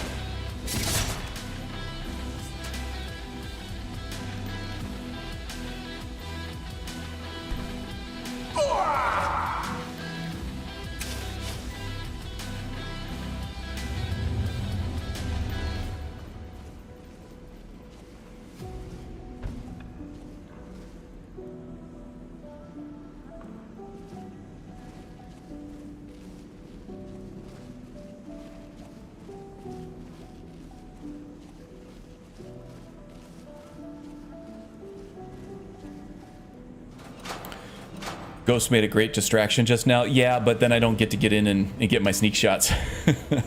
And honestly, I don't really like playing minion builds that much because they're kind of a hands-off play style.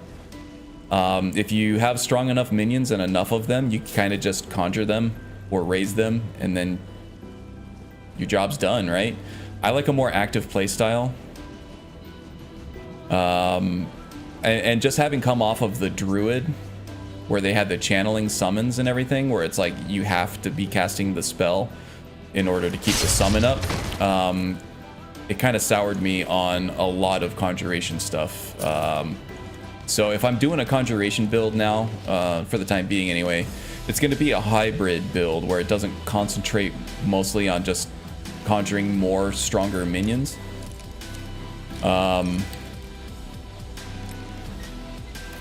And so I like to, for this one, I'm I'm kind of focused on we're gonna do the assassin thing, and then ideally I would like to get out in front of any situations where I'm going to be discovered, and then I can kind of preemptively pop out the Undying Ghost at that point, and then switch to warrior mode.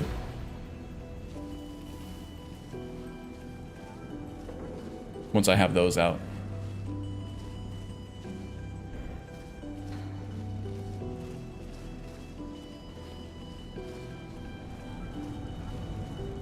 So in the interest of like a fun active playstyle, I didn't want to take things like silent casting, because I want to be forced into combat from time to time. So this is all about triggering combat on my terms, I think, but still getting into situations where combat is unavoidable.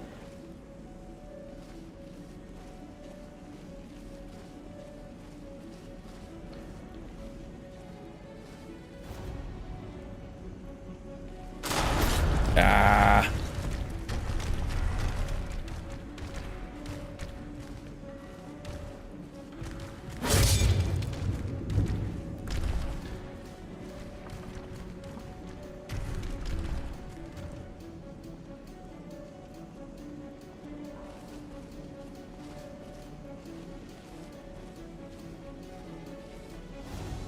Wow, she is moving.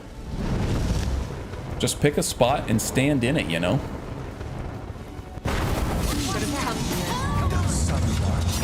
Let's see how fast. Yeah, we're regenerating really quickly. I'm able to get another Undying Ghost out really quickly.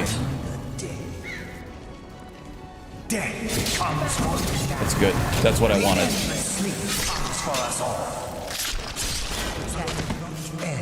To our game. Okay, so that proof of concept is I mean, we took some damage, but that was mostly from the mage enemy there. That proof of concept is panning out quite well. I just need to do it more.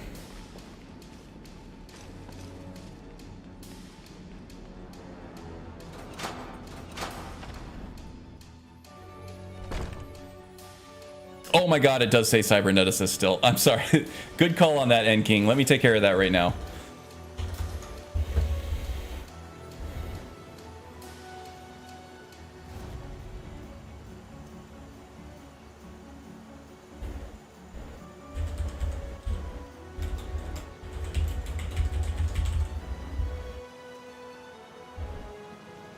I got all the artwork and everything moved over. Oops.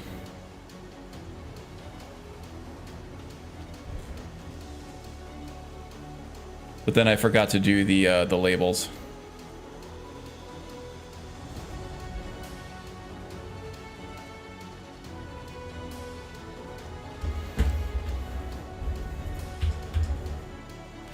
There we go.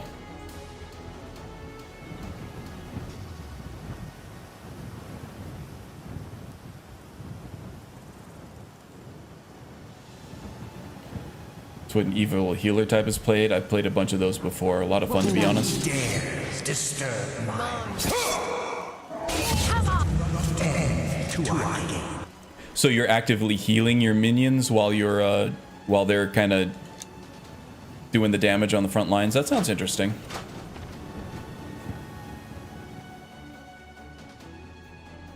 Man, Marco serves me. Saw that earlier, Car, and I thought, okay, let's see a cyberneticist in Skyrim. Going for an Elven Dwemer build. Okay, Icarus, take it easy, alright? See you around.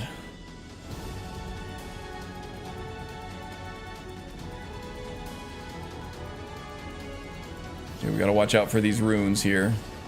Those things are tricky business. Let's see if we can get him to... No, there goes the Undying Ghost right on it. Okay, gotta watch out for that ice storm there. Oh, the terrain traversal in Skyrim is awful. This is something that Starfield really improved on. It's just not getting hung up on stupid crap like that. Okay. Sorrow Tonto, huh? Might be a nice little upgrade. So yeah, let's take a look at the gear here. You'd spec restoration, conjuration, sneak, alteration, and use poisons from magic and alchemy. Your minions do damage and you heal them. Yeah, and then also the power of the master, I think, is something that you've made great use of. That's an apocalypse spell, I believe, where whatever you cast in your right hand is channeled through all of your different minions. It's a pretty cool playstyle, to be honest. Yeah. So there's ways to make it cool. I didn't really have that option with the druid because the summons there were all channel based, so it's like one hand at least was always being occupied. Two things. Just casting those druidic minions.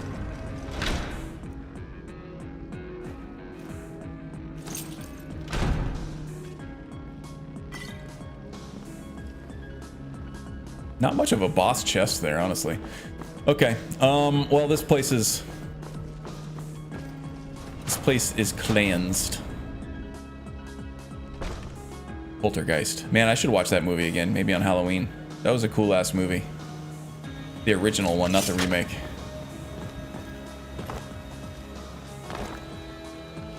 This house is cleansed.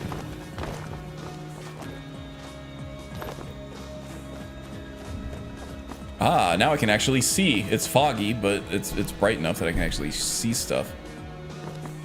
Okay, let's see if Ophelia is where we left her. Jumping and landing on a spike, you should take damage and be unable to crouch sit for X number of days. Indeed.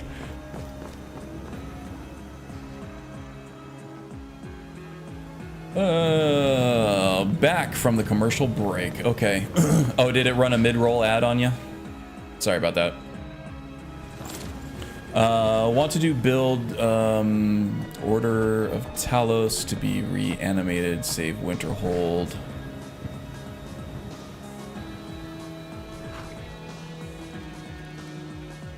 Mix of destruction, fire magic, conjuration heavy will be the main skills though. Nice, yeah. Yeah, I like conjuration a lot as sort of a supplemental skill to something else, right? So if you're a destruction mage, conjuration is a great way to get the meat shields to take the front line for you, right?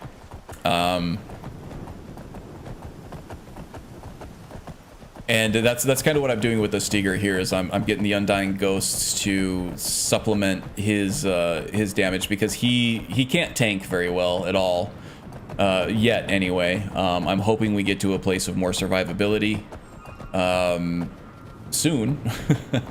But getting enemies to attack my summons is kind of my primary form of defense right now.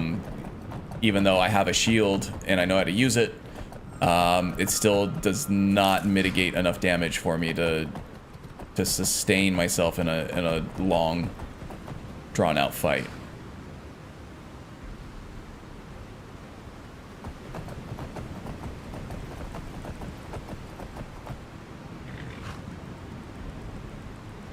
Unskippable? Okay. I'll have to look at the settings on that. I didn't know they were unskippable. Last week I experimented with letting YouTube dictate what mid-roll ads were being played and when. But all the reports I had coming back was that they were all skippable. So you had 2 commercial breaks and both of them were unskippable. Thank God only 30 seconds. Okay. 30 seconds doesn't sound too bad to me, but I would prefer having the skippable ones. I'll have to mess around with the settings. Thank you for the feedback. If anybody else has any feedback about an indie advertising, do let me know. I'm not making enough money on this stuff to make any kind of living or anything off of YouTube's ad stuff. I would like to get, you know, my piece of the advertising money of that pie. You know, being as I'm supplying the content for YouTube to make their advertising, and if they're making money off of it, I want my piece, you know?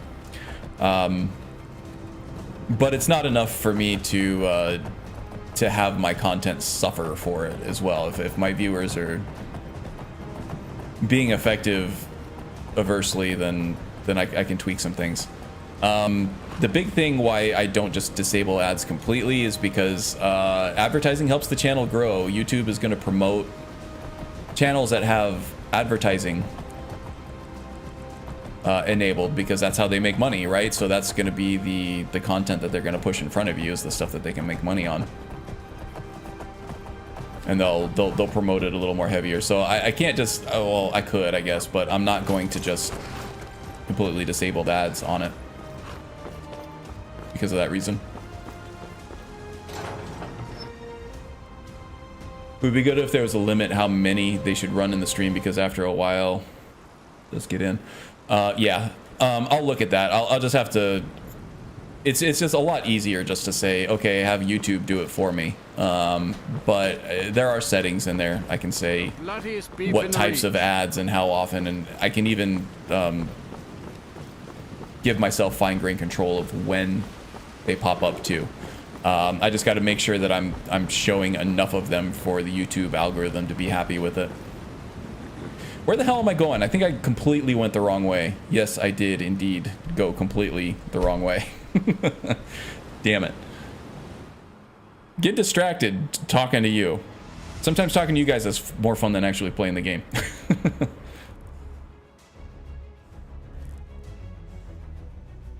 Getting an oil. Yeah, okay, I appreciate that. Thank you for the feedback. I will get in there for the next stream and see if I can tweak some things. Well, I think it's time-based as well, and we have been rolling for 2 hours, so 2 ad breaks. Yeah, so 2 30-second ads in 2 hours actually does not sound that bad, right? I guess it just depends on when and how long. And I'm not doing permadeath stuff anymore, so like the truly high tension stuff is not a thing for now. You might miss some good spots in a fight, but you're not going to miss like a permadeath or anything. Stormcloak soldier. Who am I meeting here? Rayloff. Hey, buddy. Nope, I don't want to pickpocket you. I want to talk to you. Hey there. I was wondering if I'd run into you out here. The Reach is a beautiful but dangerous place, eh? One false step and you'll fall to your death. That is, if those Forsworn don't get you first. Have you seen those Briarheart men? That's some evil magic right there. What brings you? You have the look of purpose in your eyes. Well, there's an enemy wagon loaded with coins and weapons, and we need to capture it. Really? Yeah. Just so happens we've been tracking a wagon. No. For about a day now. Oh, yeah? So that's what's in there. What a coinky-dink. Weapons. Yeah. How do you know that? Well, don't ask questions you don't want to know the answers to. Oh, fine. Keep your secrets. I see how it is. That wagon recently had a little accident. They're you lose life now, status for it? The road. That is annoying, huh? But I have a plan. You got here just in time. What's the plan? First, we're going to take out their sentry. Then we'll situate ourselves overlooking the camp. I like the way Twitch. I wouldn't say I like the way that Twitch does it. It still runs mid-roll ads like right in the middle of whenever. Completely off guard and even the odds. But I like the sidebars and the bottom tickers and stuff that they have for advertisements, where it's like they show the ads, but they're still showing the actual content that you tuned in to watch. You don't miss anything. It's just now you have to deal with a sidebar or whatever. I have a better plan. You wait here and I'll take care of it. All right, if you insist. But we'll come running if it sounds like things have gotten out of hand. That sounds like a good plan. That may actually happen, especially out here in broad daylight.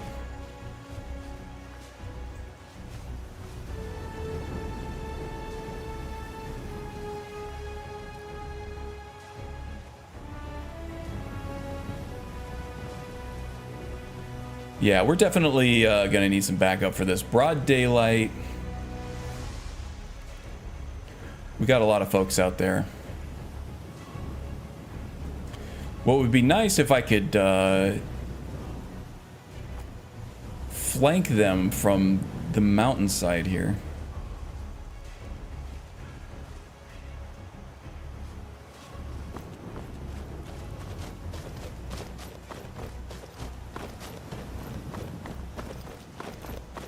Do some guerrilla warfare tactics here.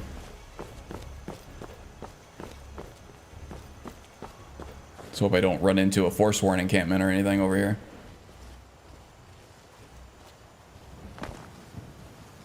Okay, it looks like there's that one lookout over there on that rocky outcrop. Like a sentry just on patrol up above the camp.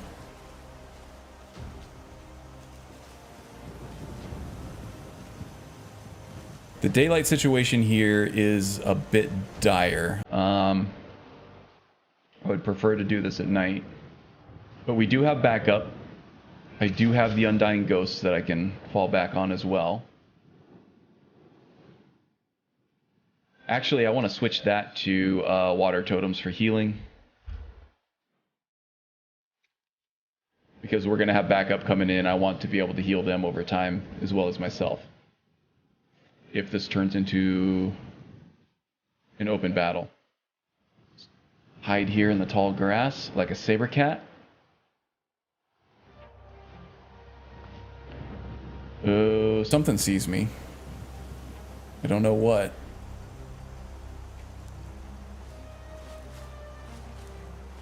Move along.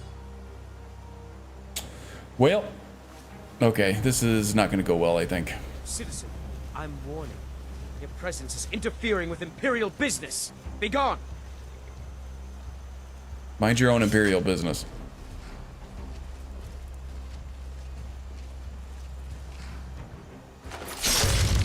All right, it's on. Let's do this.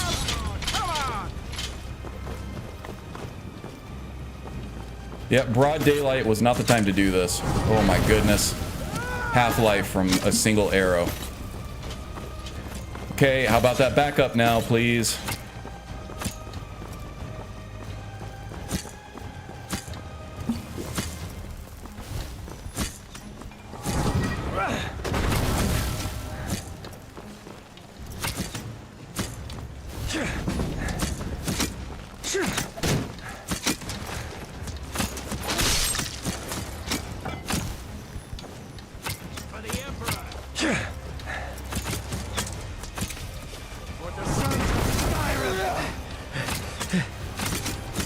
Best you.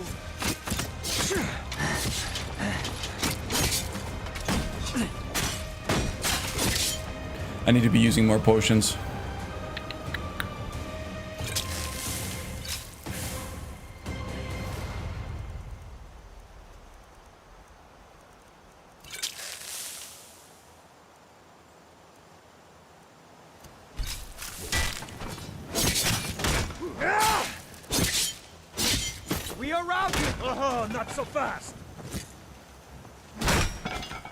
Nice swing there, Rayloff. With an iron hammer? Man, just crushed that guy. I love it. Anything good here? Yeah, we'll take that. Never seen Twitch? Conjure your army and destroy them. Just like the scene from The Howling 2 when Steerbus says such. Oh, I haven't seen The Howling 2 since I was a kid. I'll have to watch it. I have to watch it again. Maybe that's another Halloween Halloween movie night. Poltergeist and The Howling 2.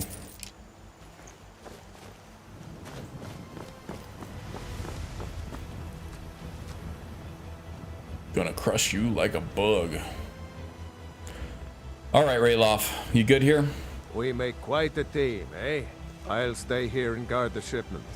You get back to camp with news. Have them send some men with a new wagon.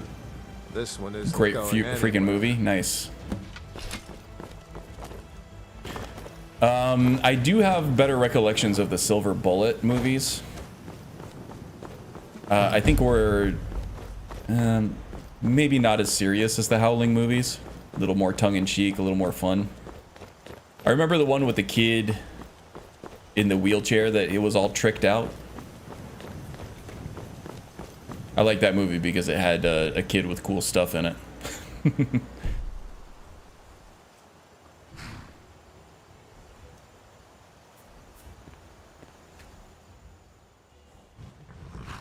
And the punk band Babel, huh?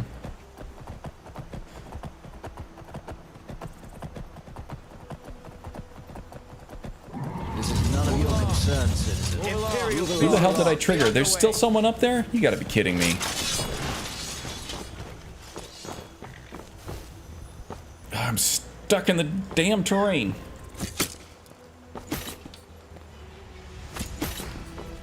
All right.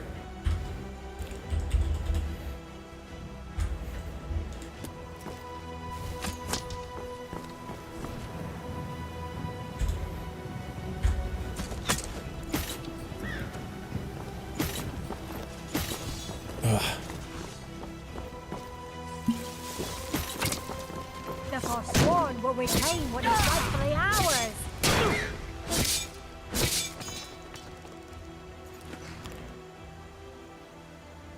That was the one where the werewolf uses a baseball bat to kill someone. Really? Oh, Howling 2 is really tongue-in-cheek? That's amazing. Those are like my favorite horror movies. The ones that don't take themselves too seriously.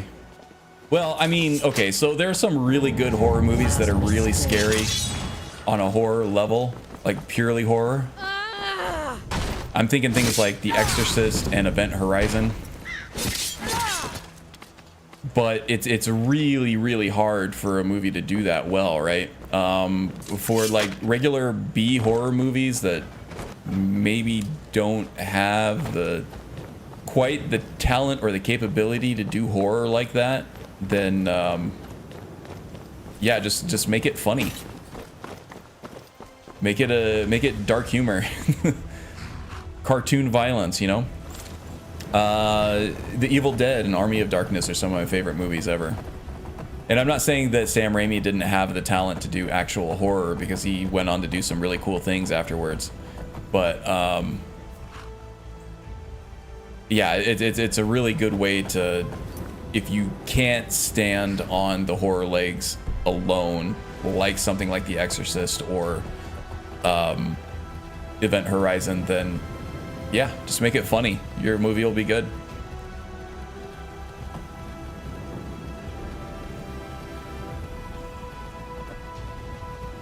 You think the Event Horizon? Okay, so it's been a long time since I've seen Event Horizon, but in my experience, Event Horizon was one of like the truly most terrifying movies I've ever seen.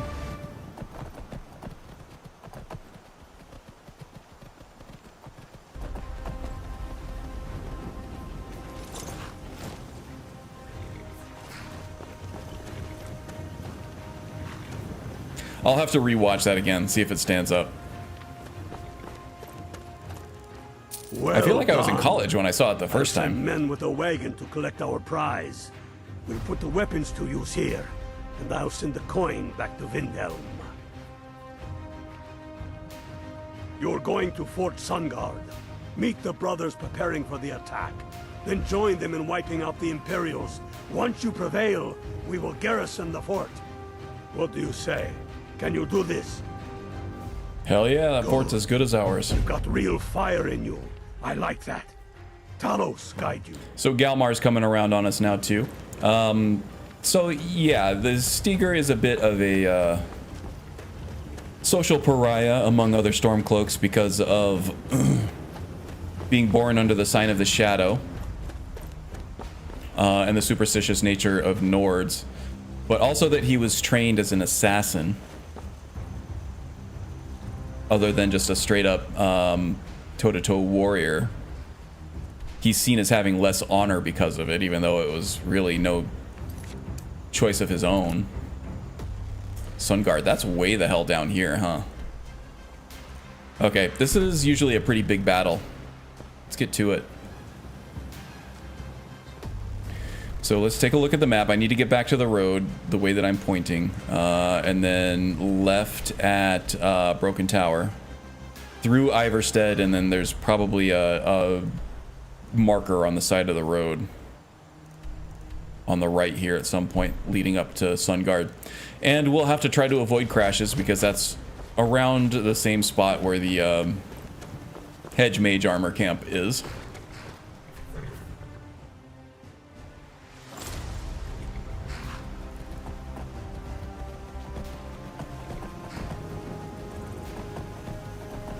The Howling series it helps to do a double feature with 1 and 2 together. Yeah, okay.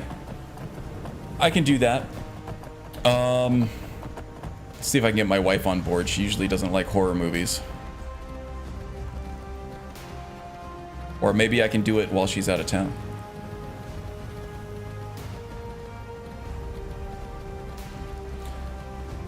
To best understand the story, go 4, 1, 2, 5, 6, 3, 7. I'll definitely make sure to remember that, Python. All right, left at Broken Towers.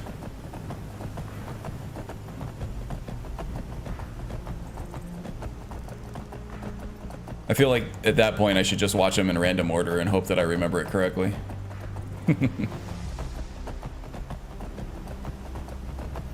Talk of Silver Bullet and Howling. I want to do a werewolf run now where your only form of attack is the werewolf form and your human form is all skill social bit. That sounds pretty awesome, actually.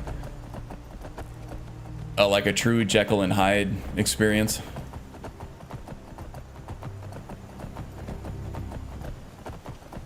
Sounds pretty cool to me. Oh, look, there's my water totem still there. There's one up there, too. The wolf already took over the encampment. Oh, they really got out of here fast, didn't they? Okay. This is where the ambush was set up.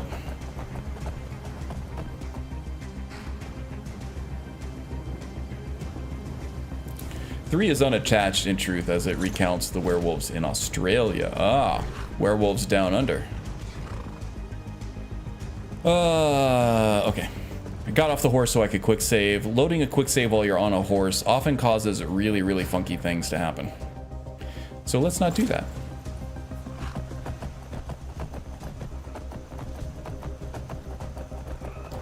So my go-to horror movies when I was younger, I really, really liked Nightmare on Elm Street, and it was one of the later ones. It was like the Dream Warriors or something like that. Because I was able to do lucid dreaming when I was a kid, and I was able to like do things like fly and stuff. I don't even remember my dreams anymore as an adult, which is kind of sad. So I don't know that I have any means of practicing that because I just rarely dream anymore, I think. At least I don't remember them. But when I was a kid, I used to have very lucid dreams. I used to be able to like kind of remake reality, kind of like Neo in the Matrix. I was the Neo of my own Matrix, and it was awesome. And it's like seeing them do that in that movie was like really entertaining for me. It spoke to me on a personal level. But yeah, Nightmare on Elm Street was my go-to horror series as a kid. I liked all of them. Friday the 13th was cool. I think when I was younger, I appreciated the ones where Jason was an undead monster, instead of just his mom acting like him in the first one. Spoiler alert if you haven't seen that movie from the late 70s, early 80s, or whenever that came out. I think the statute of limitations on spoilers on that movie is over, but Jason was not the monster in Friday the 13th, the first one. It was his mom. Nothing supernatural about it, but later on they went very supernatural and he became more of like a Michael Myers entity. And those were the ones that I liked better. I like a monster flick. They were more entertaining. Yeah, after that it was just Jason the Undead. Yep.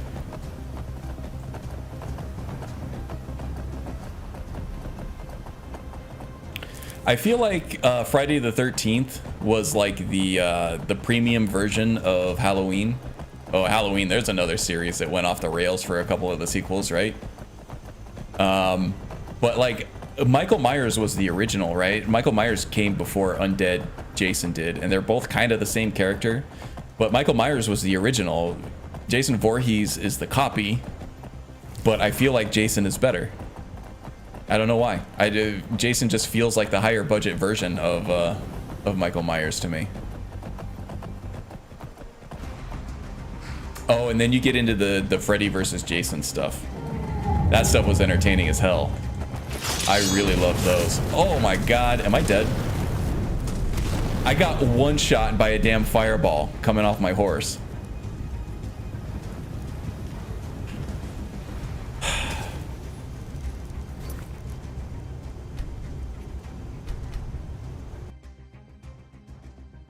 Friday 2 to form, human Jason until he dies. Friday 5, no Jason. Friday 6, zombie Jason. The only... Oh, yeah, I mean, human Jason until he dies, but I mean, he dies at the end of every movie, right?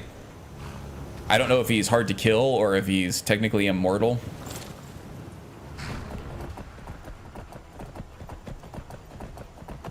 I always thought that he was undead the whole time because he drowned in the lake, right?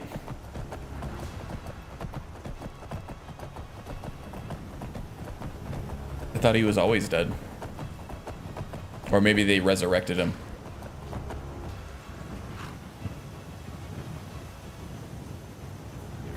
More like a Frankenstein Jason instead of a...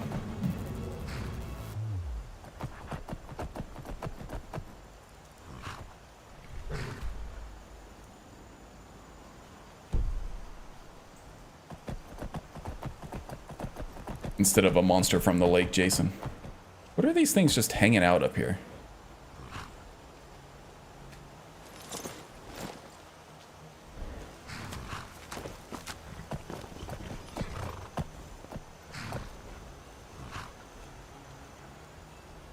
Looks like burnt meat. I don't know what's going on there.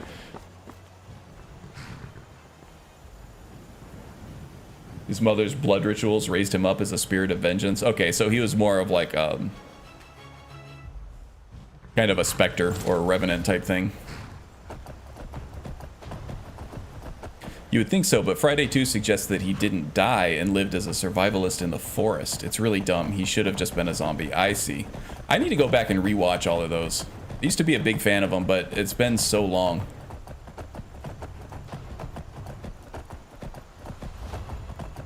Now, you want something tongue-in-cheek, the Freddy versus Jason stuff, or Freddy or Jason X or whatever.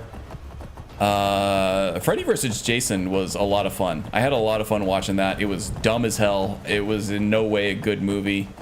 I don't know that it represented either character that well, but it was a lot of fun. It was just...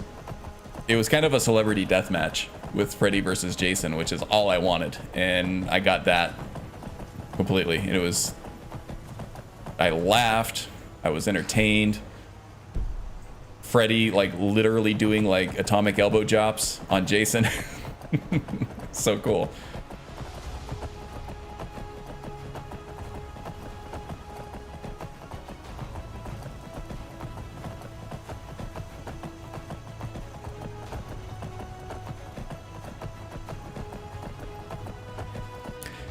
Oh my god. This is rough. This has got to be the hedge mage stuff, right?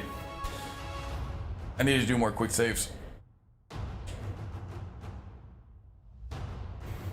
Freddy vs. Jason was your introduction to the franchise. I watched it in high school. And I was a horror guy after that. Yeah, I mean, that is a good way to get started. I bet this is Hedge Mage again. That's a good way to get started in horror, because so much of the horror franchise people misunderstand is just like, you know, jump scare tactics and gore and everything, but there's just a lot of like fun and joy to be had in these horror movies because they're funny. They're like live action Tom and Jerry, right? If you have a dark enough sense of humor to be able to find stuff like this, yeah, Hedge Mage Armor again.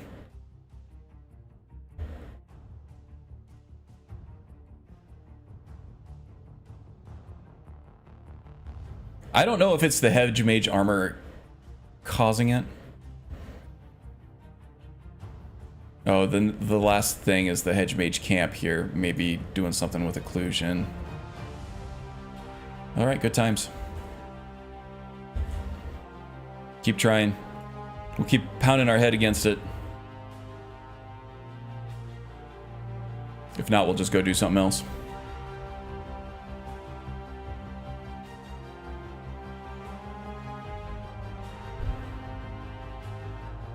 Oh yeah, Freddy definitely, or Jason wins.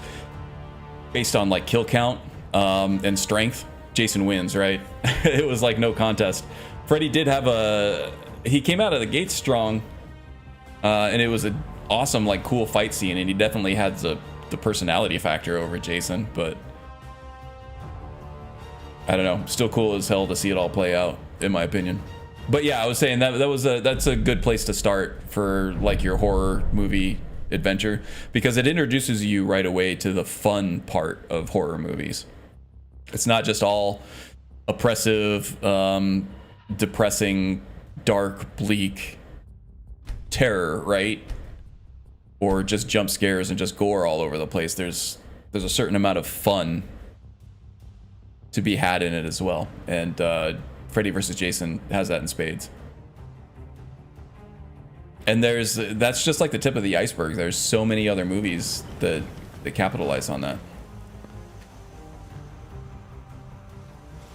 The Evil Dead and Army of Darkness movies being prime examples, in my opinion. Cabin in the Woods was excellent. I really enjoyed Cabin in the Woods.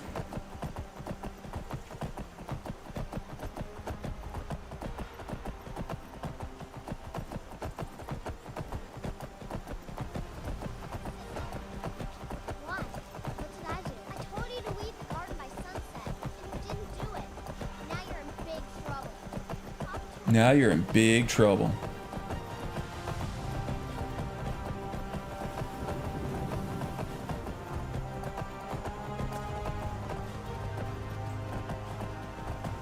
Have you given my idea any more thought? I'm waiting with bated breath here to see if I crash again. If I crash, then we'll have to abandon the Civil War stuff for now until I can get around it off stream, maybe, and then we'll just pick up some random jobs here and there, I guess. Take a look at the quest log, see what I have available. This is twice now I've crashed around the same area. So far so good right now, though. Keep our fingers crossed.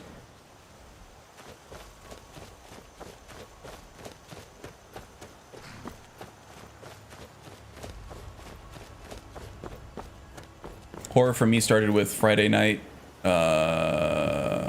Fright Night. It was aired in the early 70s. Oh, nice. Frame rate's good. I can't show you what it is. Let's see here. Reactivate the screen here. Yeah. Frame rate is excellent. Well over 100 frames per second. If it's bogging down for you, I haven't dropped any frames on my end, so maybe just YouTube is acting up or there's an internet hiccup or something. But it's been nothing but smooth for me. Minus the crashes that I had.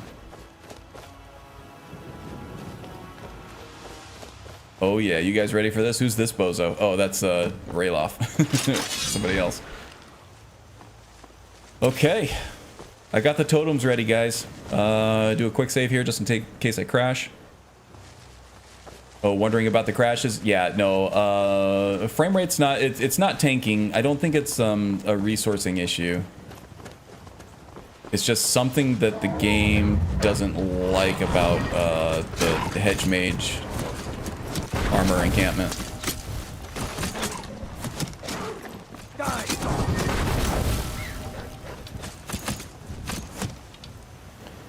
Do I have Spirit Storm? I thought I did. Spirit Storm, I do. Look at that.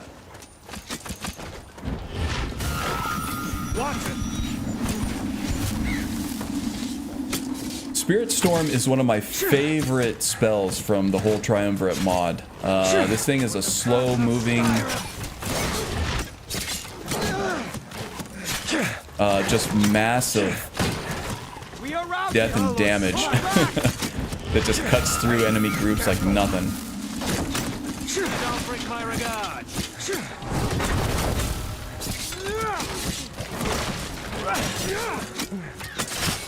Okay. Now we're getting shot.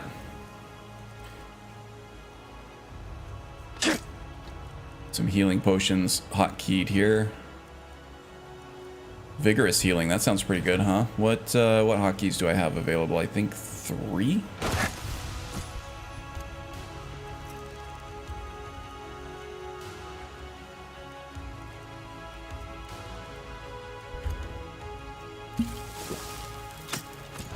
And while I'm at it, I need to buff myself up with some potions. Lots of them. Because I'm getting a little wrecked. Light armor, yes please. Block, yes please. One-handed, yes please. Fortify restoration, yeah. I don't think I need to resist any kind of the elements. Enhanced stamina, yeah, we'll do that. And regenerate stamina, yes, we'll do that as well.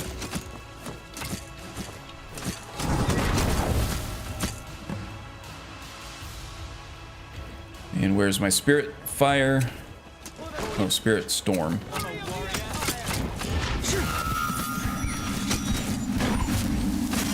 Yeah, just shreds them. I love that. There's that guy way up there. Try to chop through this barricade with my dagger.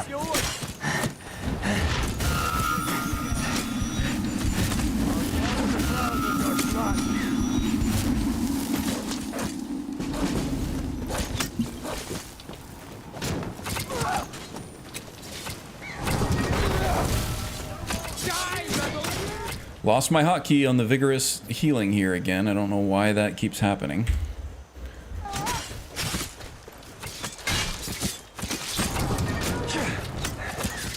Crap. Really need to find a hotkey for a spirit storm here too.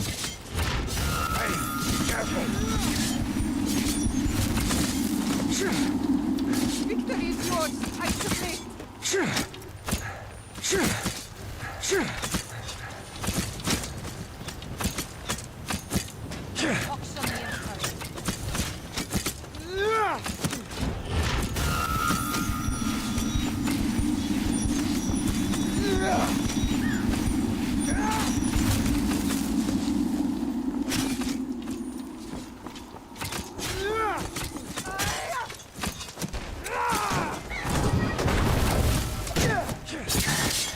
Ow, who hit me?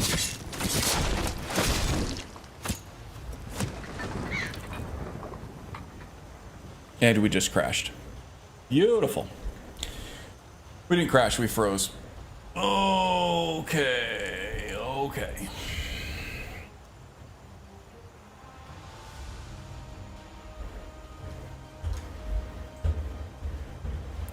I wonder what it is about this character specifically that's been so unstable on stream. I don't have these issues off stream. I think maybe just the shaman spells are a little busier effects-wise, but I would think that the Nemesis Arcane Archer that I had was even busier with all the... Oh geez, I don't even have a mouse I can use right now. Here we go. Would be busier with all the different effects that were popping off randomly and all the different summons and stuff. You shield bashed reality. Yeah, I shield bashed myself right out of that fourth wall. Talk about Halloween, not really a big thing here in UK. We tend to enjoy our firework night, also known as Bonfire Night and also Guy Fawkes Night. Yeah. Remember the 5th of November.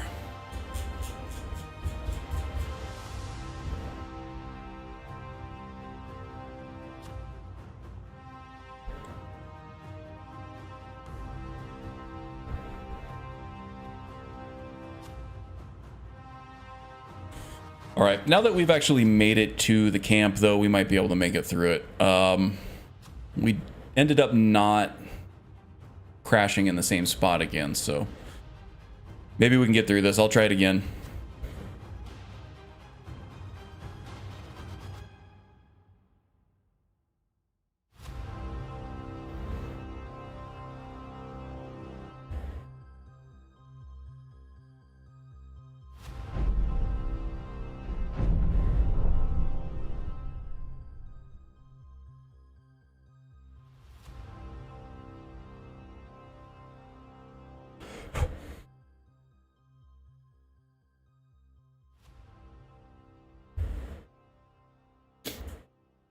All right.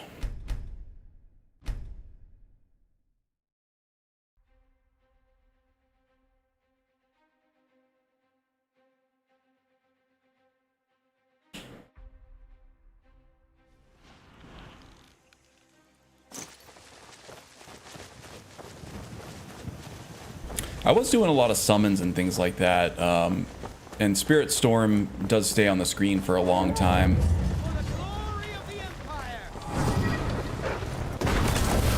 Ooh. Coming right at me for some reason, huh? Oh, and then my hotkeys again.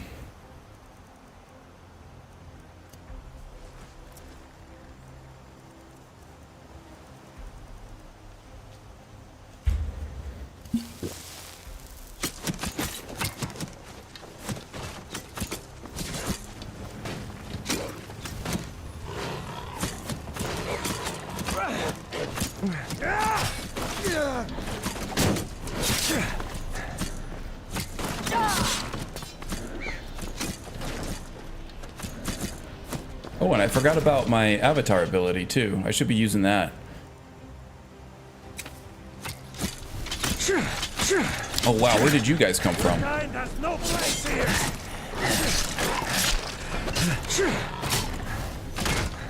Oh, I can't even get in my inventory. I think my Xbox Elite controller, the bumper's going out on it.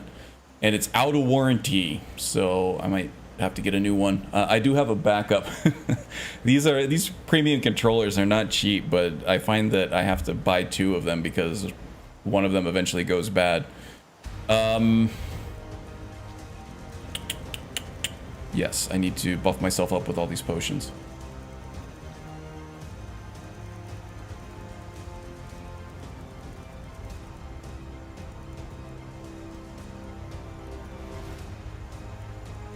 Block, light armor, one-handed, buff up restoration. I don't think I need anything else. We'll fortify up our health,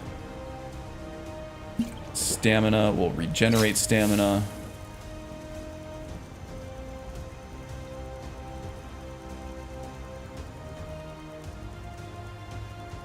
Regenerate magicka. Fortify magicka. Fortify health.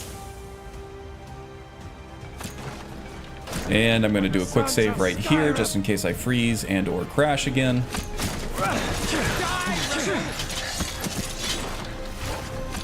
Moria flanking.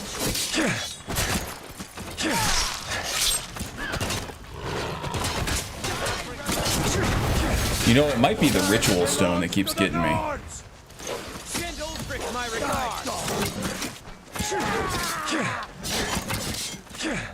Yeah, fine, you can go after that totem all you want.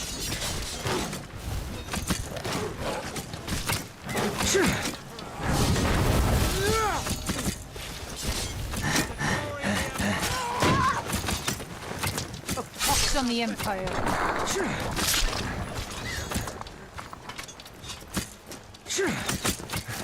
Let's get up here on the fortifications.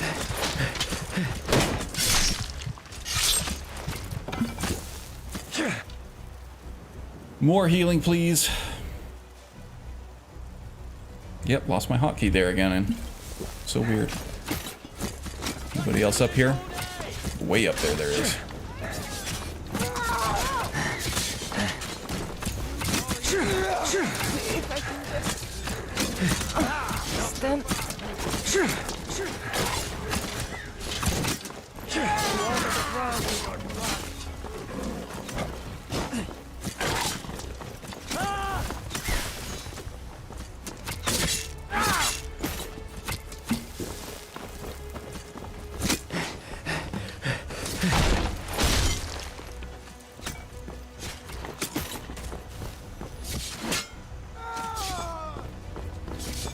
Okay, how are we doing on our quota? 62% remaining? Oh boy, there's a lot of them still, huh?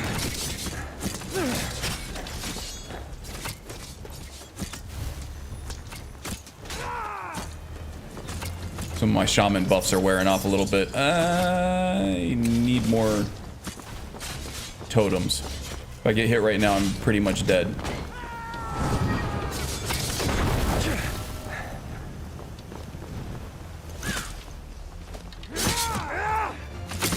Ooh, getting cooked.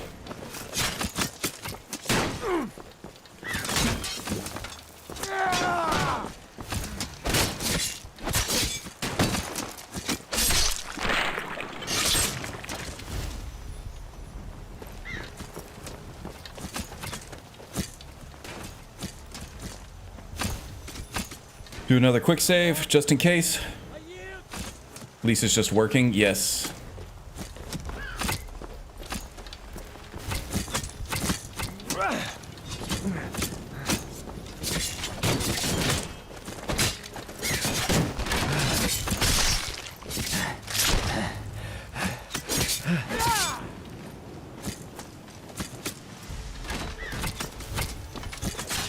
Really? You try that on me?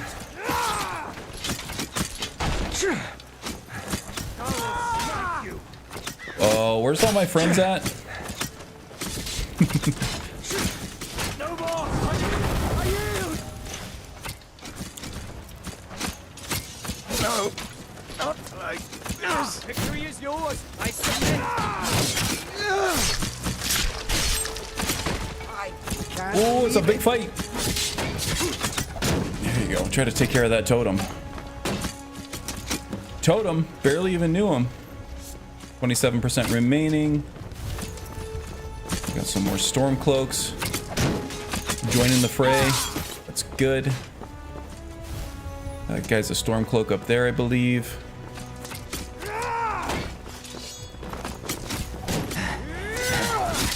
Come down here and flank these guys.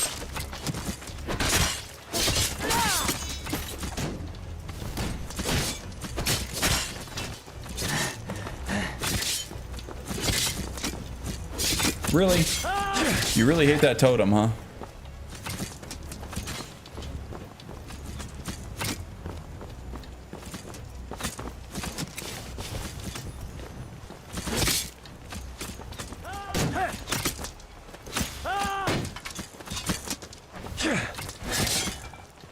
Sorry, I'm not talking much. There's just a lot going on right now.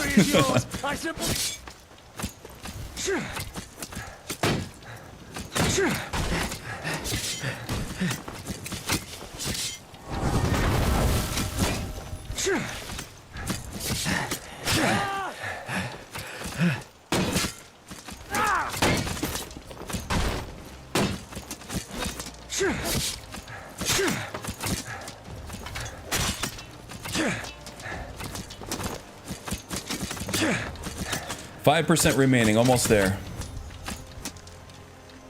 Mercy! Oh my goodness.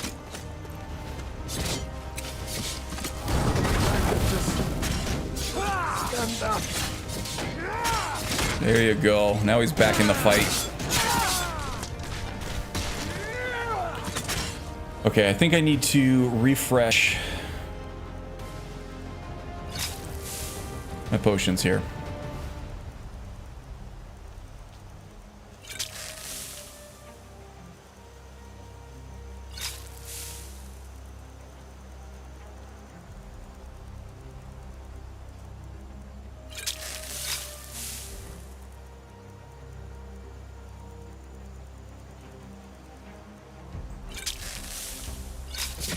Mercy!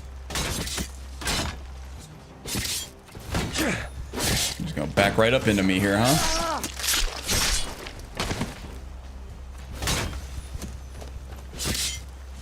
Okay.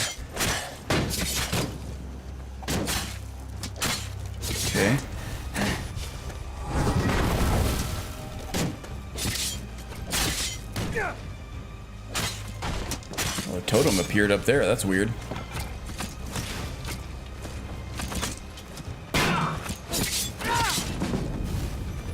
Are we done yet? You guys thirsty for more?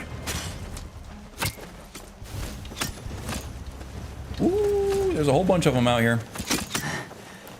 What's the use of even having a shield if they're just gonna shoot right past your shield and hit you in the face anyway, like every single time?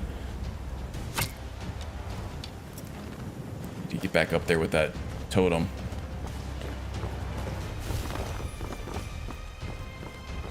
There we go. Oh yeah, that feels better. Are they all retreating?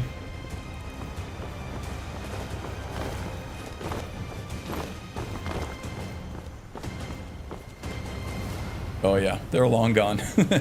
Okay, cool. All right, so we got through it without crashing or freezing eventually. Don't know what that floating cabbage is doing there, but that's fine. I'll take it, I guess. I can wait even though there's a bad guy up there. Okay, cool.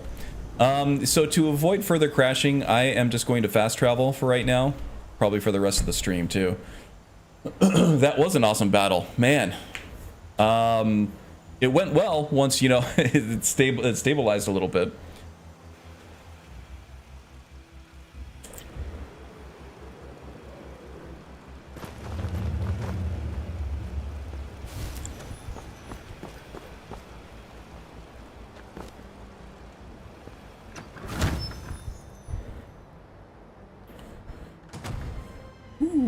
Motherling.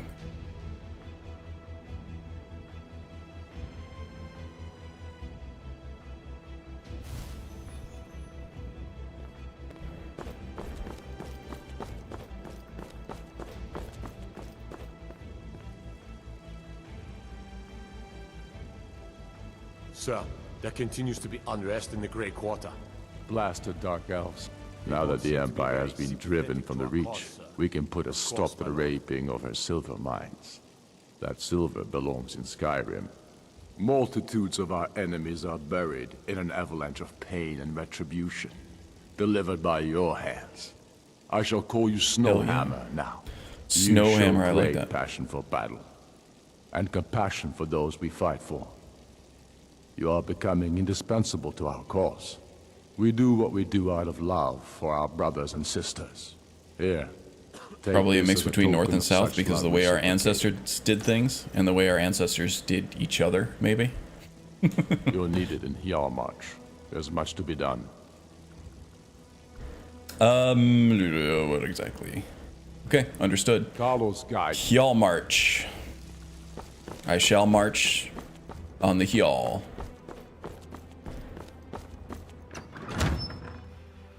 Yeah, so I'm thinking maybe this is a heavier build resource-wise than even the Nemesis, the Arcane Archer was.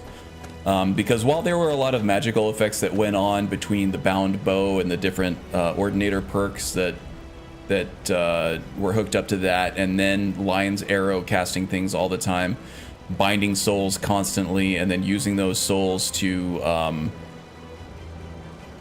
conjure powered up versions of those warlock minions, and having Okado's recital pop off all the time, I still feel like that's not nearly as much as what the ritual stone is constantly doing, especially in heavy battles like that, where it's constantly absorbing the spirits of like fallen soldiers and everything like that. And then we have Okado's recital doing the shaman thing, and then we're constantly conjuring new totems or whatever.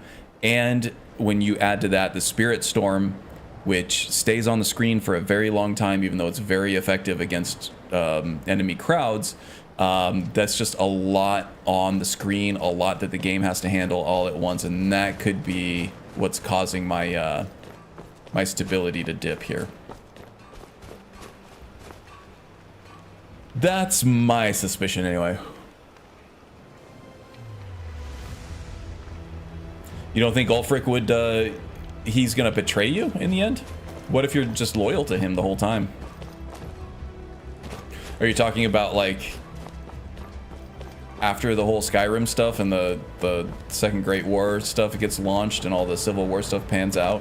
You think he's gonna throw the Dragonborn under the bus?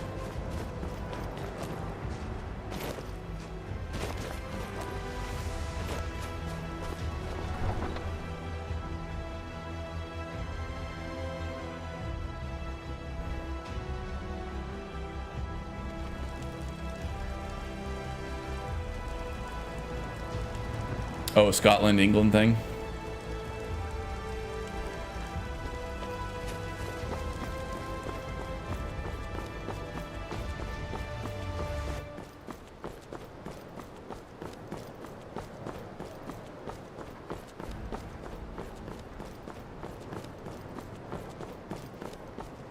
The last Dragonborn, especially, that's such a threat to his power. Yeah, I could see him being wary of the political influences, the political ramifications of the Dragonborn currying so much favor among all factions and everybody else in Skyrim. Probably be a little jealous of it. I don't know. He doesn't seem to revere the Dragonborn as much as a lot of the other people in Skyrim, or if it's just because he's playing it cool, because he's trying to do the charismatic leader thing. I don't know. It's an interesting way to see it play out. I feel like there is an argument to be made for General Tullius either being more or less likely to betray you because he simply just doesn't care about Skyrim as much. Where am I going now? Oh yeah, Hall March, that's right. Okay, so let's... Really don't want to crash again, and I've had issues in this stretch right here. So let's, we'll just fast travel to Windward Ruins here. Friends to the end.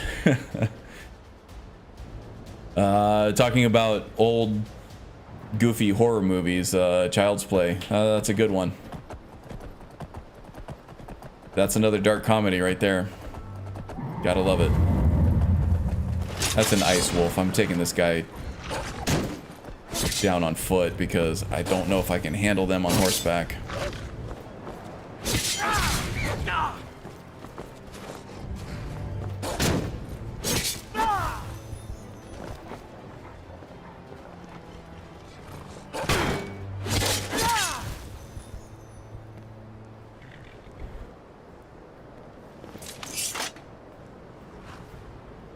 Funny, when angry, my accent changes. The person's like, what?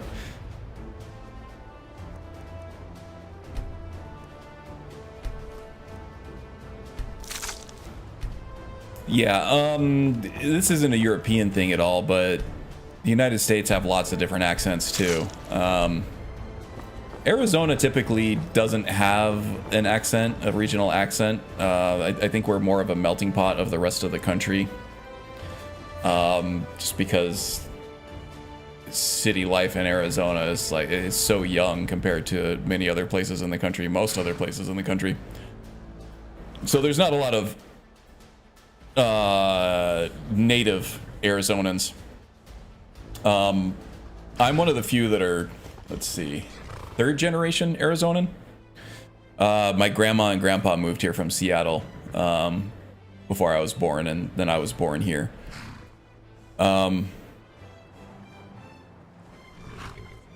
So yeah, I mean, I don't think I have much of an accent. If I do, maybe some of that stuff comes from more of the Washington State accent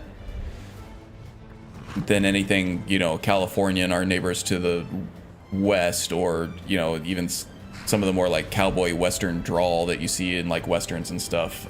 You get some of that out here too. But for the most part in the Phoenix area, there's not really much of an accent to speak of. Arizona has an accent? How would you describe that accent, I wonder? We use certain words for things.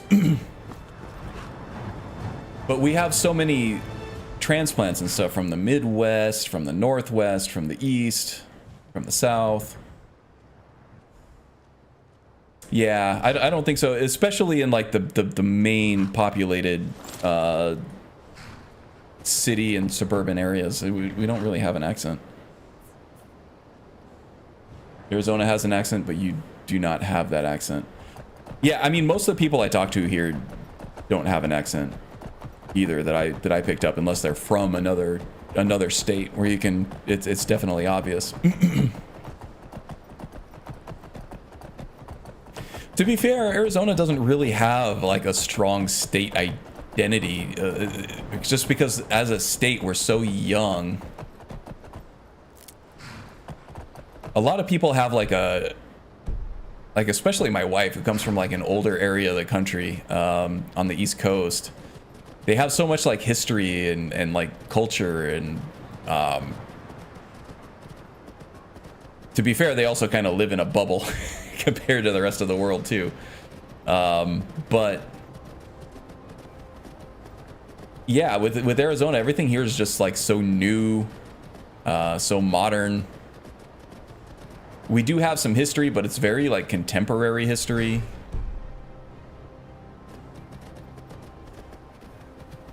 And a lot of it has to do with like, it's very Native American based, a lot of like the really old school history stuff, because that's all who was here is like just ranchers and just Native American indigenous peoples, and I bet we have rabbits again. Not many people had migrated from the east and from California and stuff yet.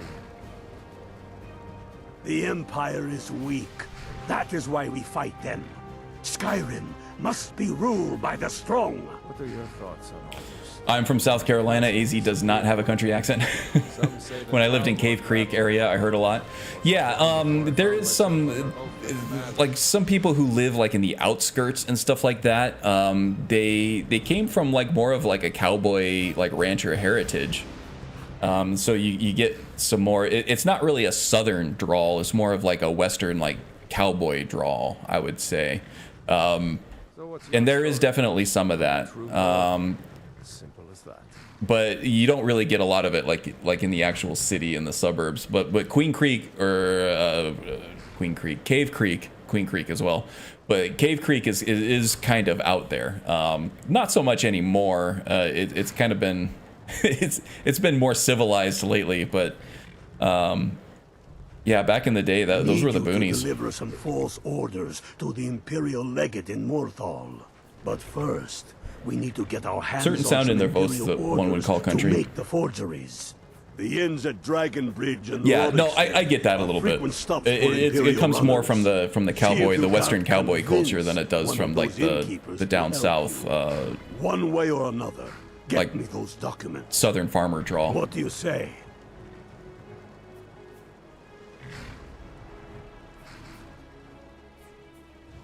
Yeah, there was John McCain, and he didn't have an accent, from what I remember. And those of different states peoples have different. Yes, for sure. Country here, country there. I call it all type of country. Yeah, there's definitely, if you hear somebody from the South talk and then somebody from like the West, like cowboy culture talk, it's got, they both have a twang to it, right? But it's different.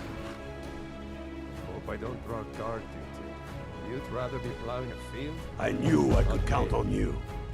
That was back in the late 70s, early 80s when that's when it was much less developed than it is now. It's a lot more developed now. You must be all right if you've got time to complain.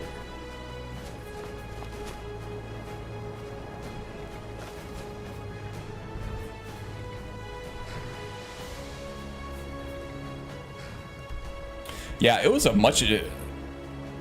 Arizona developed really quickly, especially in the Phoenix area and the surrounding areas. Like out in Surprise and Goodyear, that was like barely developed at all, right? And then even out in like Peoria and Glendale, it wasn't. It's all just like Phoenix now. It's strip malls all over the place, like restaurants all over the place, neighborhoods all over the place with, you know, developed houses and everything, and not so much like mobile homes on like big lots or ranches or things like that.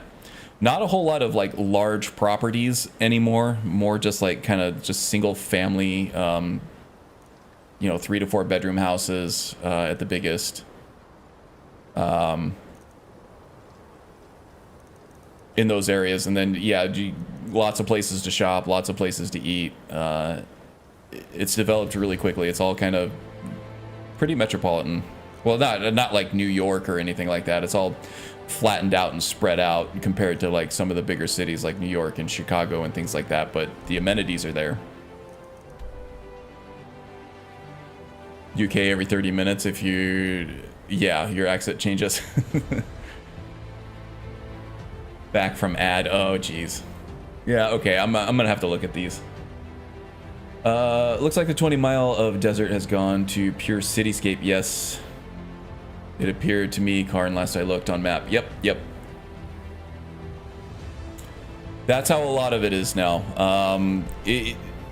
I mean, honestly, it's quick, right? I mean, the 70s, I'm going to make everybody feel really old now, but the 70s, 80s are now 40, 50 years away now. But that's usually not a long time in terms of like urban development and things like that. It usually takes a while for people to, but we've always had such an influx of people here. People from Texas and California that like the lower cost of living, people from like the East and Chicago and things like that that like the year-round sun, a lot of retirement people here in retirement that like the warmer weather. Yeah, it's a lot, and it never really let up. So we've always had that influx of people, the influx of commerce, and, you know, tax dollars, and then we need, you know, there are definitely like real estate builders that are willing to capitalize on that. And like, okay, we got lots of space out here to build you a nice home at a reasonable price, so let's do this. Yeah, Sky Harbor helps too.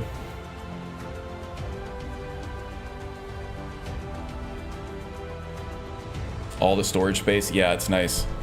Yeah, people come in. Well, the space isn't such a problem in Texas. There's a lot of ranch culture there too.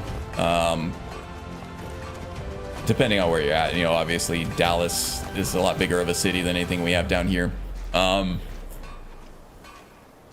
But California is squished because of all the mountainous. It's a very big state. It's got a lot of space up in like the northern parts of California, but there's a lot of mountains and stuff too, and in more of the, you know, San Diego, San Francisco, Sacramento, LA. Those are all very, very tightly compacted compared to anything we have down here. So we get a lot of people from California, and our tech industry is actually not bad out here in Arizona too. So we get a lot of like people who are working in the tech industry in California moving to Arizona, and now it's like for the same amount we can buy a house that's twice the size of the apartment that we were living in the LA area. And now I have like a big old yard for my kid and my dog to run around in. Heck yeah, let's do this.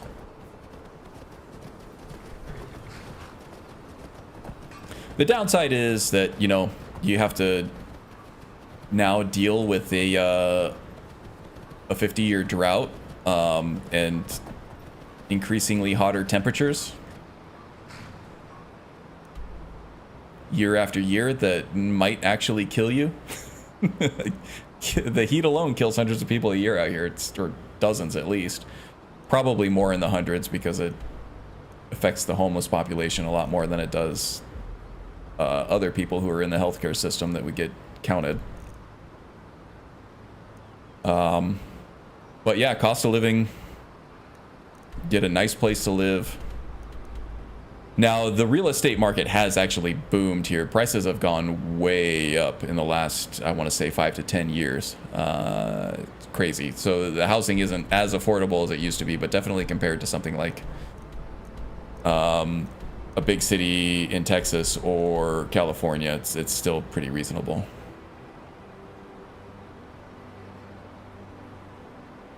Like a heat wave burning in your heart. There you go. Gotta love the music references. What the hell am I doing? A false front. Find the Imperial Courier. Another courier hunt here, huh? All the way down in Iverstead. Isn't that where I just was doing a whole bunch of crashing. I don't know if I want to do that. Let's go to Dragon Bridge instead, and I think I can probably ride this one out. I didn't push anything to get off the horse. That's interesting.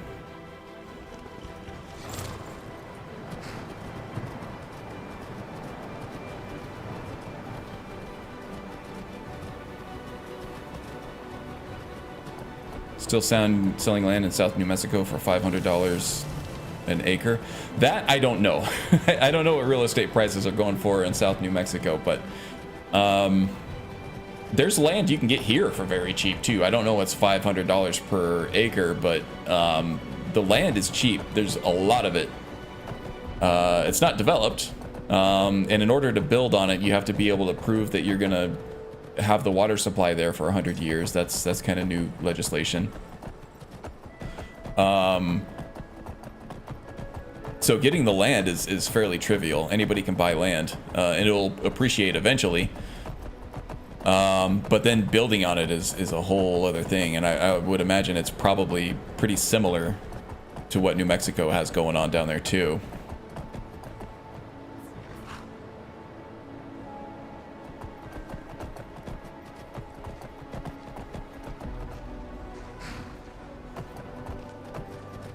Water, what? Yeah, water's a big thing out here.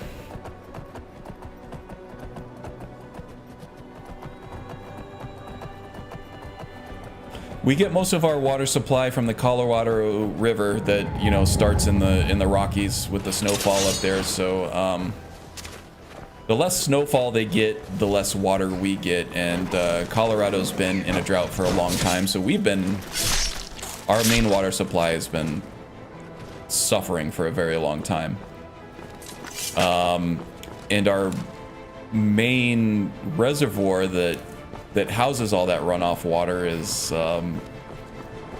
Lake Mead for a lot of places out here, and that's getting dangerously low levels. This has been a good year for water levels, so hopefully that's a trend that continues, but we need a lot more good years to get back to a good place. Most of it goes to agriculture. I think something like 72% of our water supply goes to agriculture, and that's all water that comes from other places in the country. But like industrial stuff, they've been, if you want to open like a new factory or a new farmland or whatever, you need to be able to prove that you're going to have the water supply to do it for the next 100 years, and maybe that's part of that can come from municipal water supplies, but in that case you're kind of reliant on that city to be able to run the reports to say that they can supply the water for your business for that long.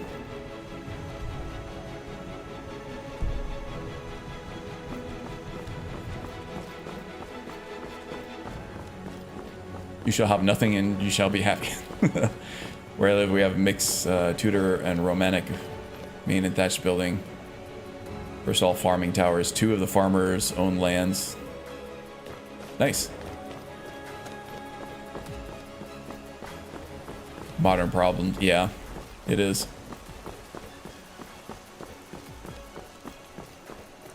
I don't know why I got off my horse. Why am I think I got off the horse to fight a spider, and now I'm not on my horse anymore. Yeah, well. We only got about 5 minutes left. Oh, here comes the rain again. Oh, look. It's raining 10 feet in front of me, but it's not raining where I am. Not raining? Raining. Not raining? Raining.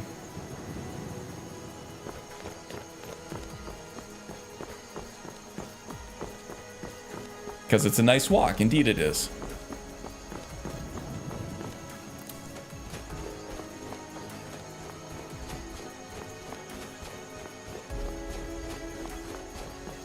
I have had that in real life. Got off your horse to walk because it was nice. Oh, the rain thing. Yeah, we have that here in Arizona too. It could be bright and sunny in your front yard and raining in your backyard. especially during monsoon seasons. It can actually like be really stormy in your backyard and completely bright and sunny in your front yard. It can be kind of nutty. All right, Caladran. Have a good sleep and a good weekend. See you around, okay? Oh, both actually? Nice.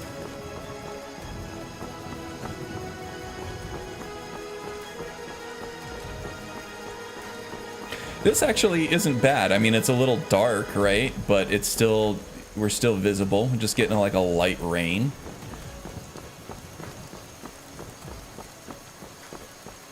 I like the sounds of it. It's just kind of just a gentle little splash with each raindrop falling through the trees.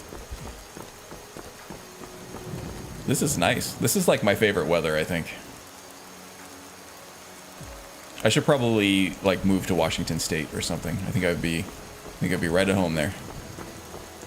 Of course, the grass is always greener, right? I've never had to live in a place where you may or may not be able to do something that you want because it's raining too much.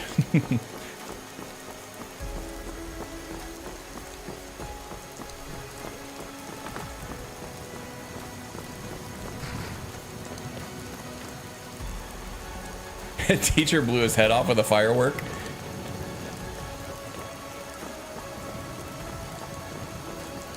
Yeah. And now you know why I like scary movies, because I laughed when I heard that story. Oh, that's not a funny story. I don't know why I'm laughing.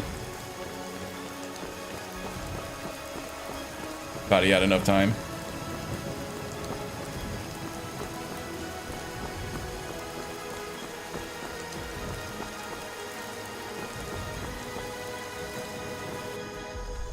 Oh yeah, my controller's really acting up. My right bumper is just not doing what it needs to do. Time to swap these out and order a new one, I think.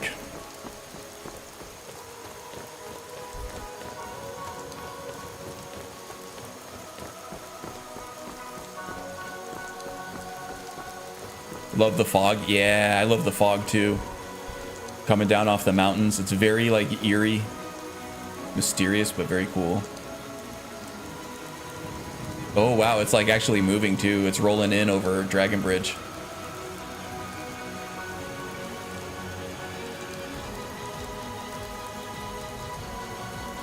That's awesome. Modded Skyrim is still one of the prettiest games. Still one of the very prettiest games. Speaking of pretty games, anybody gonna be playing Cyberpunk Phantom Liberty? That's coming up real soon. I think the 2.0 patch already dropped and it fixes a lot. That game looks gorgeous. That's got to be hands down the prettiest game I've ever played. If it weren't for Starfield, I'd be all about Phantom Liberty coming out. I put hundreds of hours into that game. On the Appalachians where you lived with your father. Awesome. Yeah, when I visit my wife's family in Fate is the name. northeastern Pennsylvania, the East Coast with like the mountainous terrain and everything, at certain times of the year, like fog is really regular there, and it's like, it's always got me like stunned with its beauty and how awesome and picturesque it is. And then everybody else who lives there is like, yeah, this happens like every day. What are you talking about? But then it's like the view from my front yard is Camelback Mountain, with the most gorgeous vistas and sunsets and everything that maybe even in the world. And people that visit are like, wow, you live here? And I'm like, yeah, I see this every single day. This is my street. And they're like, wow, you're so lucky. So it's like, you don't, when you see it every day, you don't really appreciate how beautiful the place you live in is. I tend to keep my patrons' privacy.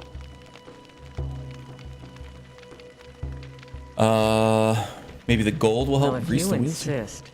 He was here, but he left. If you leave now, you can probably catch him. Or you can just wait here. He'll be back soon enough. I'd rather actually find him on the road here. We have some top secret business to discuss.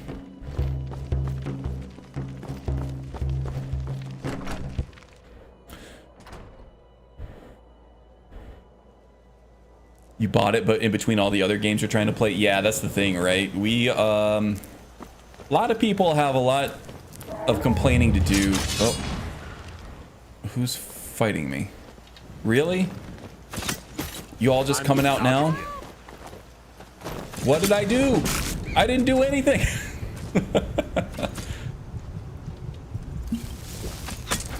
And dead. I might be in a death loop now. Yeah, a lot of people do a lot of complaining about video games these days. I'm not saying that they don't have anything to complain about, but I would say that overall gamers are extremely spoiled right now. Just in terms of what there is to play. That's the ultimate good problem to have as a gamer, right? Having too much awesome stuff to play and not enough time to play it.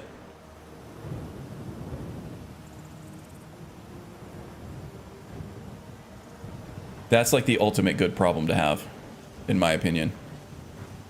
Gamers, especially if you're a PC gamer, you have Steam, which has sales all the time with amazing games to play. My Steam library has hundreds of games in it that I bought all on sale for less than like $10 for the most part, aside from the AAA big releases that I really want to play right away.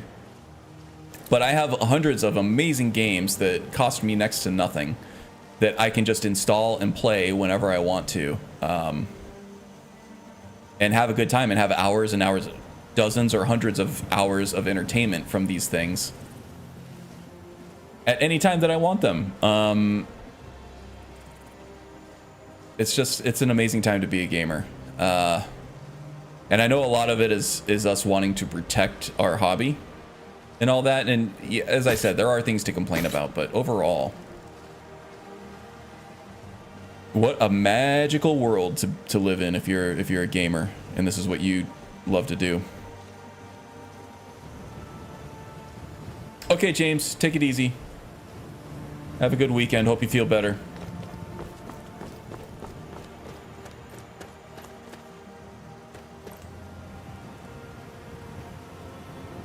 I love Skyrim and think, in my opinion, all shall pale to what Todd Howard gave us. A Fabio dream, and very much appreciate their vision. Yeah, I mean, this game alone, I mean, everything that I just said about gaming and like Steam and how many hundreds of hours of cheap entertainment that we get, but also like entertainment that enriches our lives, because a lot of it is actual art, you know, in terms of narrative, visuals, the way that these games make us feel.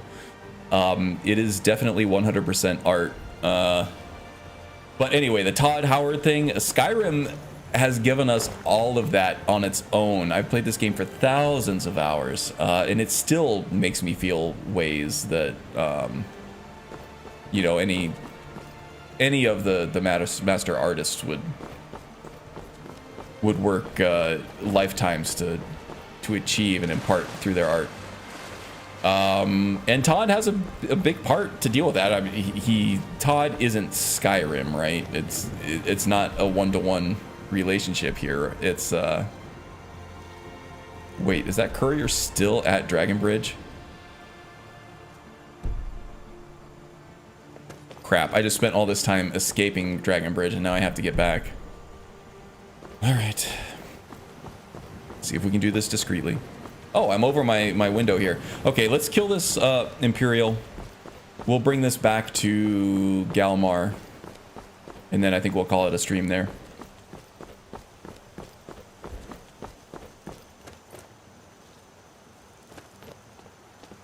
Finally broke down and got Kingdom Come Deliverance, but having trouble getting it because of download issues. Yeah, that's a big chunky game too.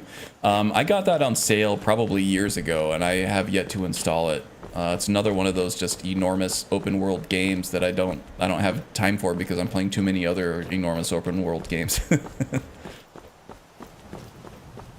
Todd is the main spokesman of the team. I would also argue that it's his. Oh, this is the courier right here, huh? I know it is. Let's see if I can get him on the run. He hasn't detected me yet. Oh, he ran right through my blade. You son of a bitch.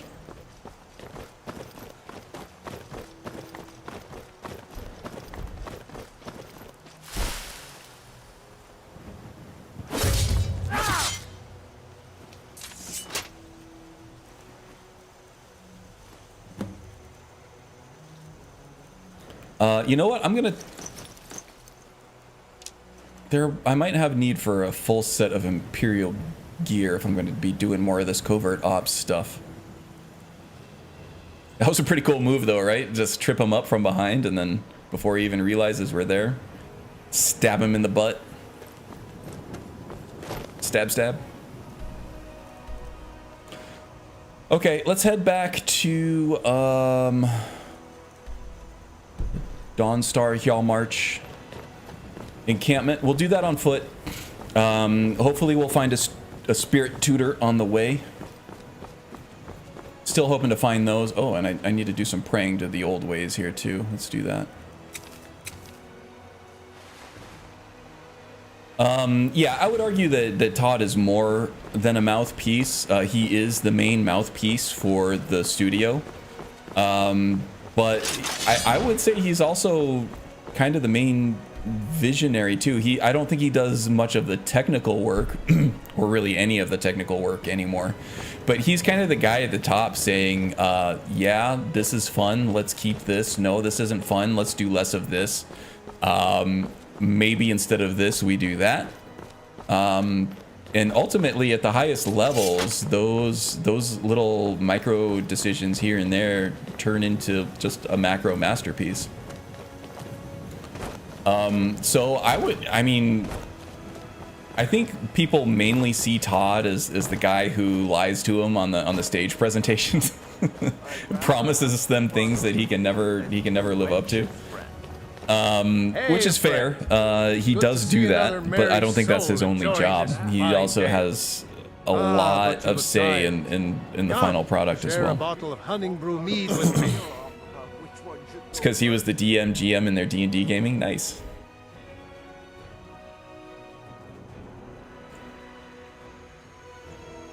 Oh, hold on. Did you see the interview? They said that they play D&D and the problem is that people have lives. And this game is to that answer. To be able to play this type of game solo. Awesome. Yes. I mean, that's what I want. Nothing like fine spirits to help raise your... Well, yeah, spirits. Getting the Cheers, Dungeon Master, Game Master is kind of like the pivotal part of any like D&D campaign, right? Is finding somebody who is good at that and wants to do that when really the fun part is just playing the game instead of making all the shit up.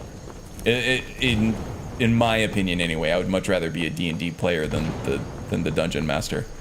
For sure. Some people are just, you know, they're storytellers though. They want to be in that seat and they want to make up cool shit. Autumn Law, the Swamp Knight. She's available as a companion. Find it hard to believe that she would want to side with the Stormcloaks though. Oh yeah, I would say so too. They definitely achieved their goal. Especially because through mods and stuff like that, and just in general, the open-ended nature, more so of Skyrim, but Starfield has it too. The open-ended nature on both the beginning of the game, so that you can kind of define your own character's background and personality and everything, and in Skyrim, more particularly the way that the game ends, it doesn't force you into a particular ending, right? So you get to kind of define that story on either end. And then throughout the game, having a silent protagonist helps a lot. I feel like the dialogue system in Starfield is pretty ideal because it just gives you more options. More reminiscent of something like New Vegas than Skyrim. But even in Skyrim, it's like you can role play a character and then have the game developers be your dungeon master and your game master or whatever. But then you can be your own dungeon master and game master online with the modding tools that it gives you. You're free to define your own experience.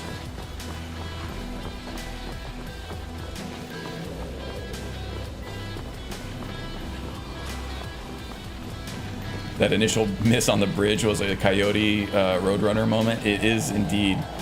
Talking about violent cartoons. What was that? Ha! Found you! Yeah, these spiders like to come out of nowhere, right? And now visibility goes to shit. Because there's a blizzard.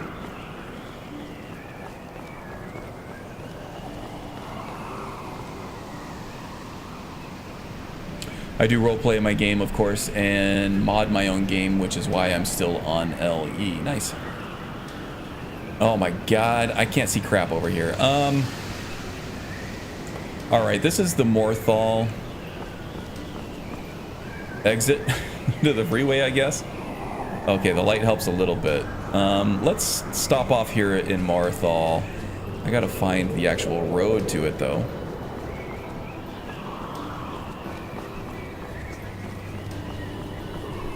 Here we go.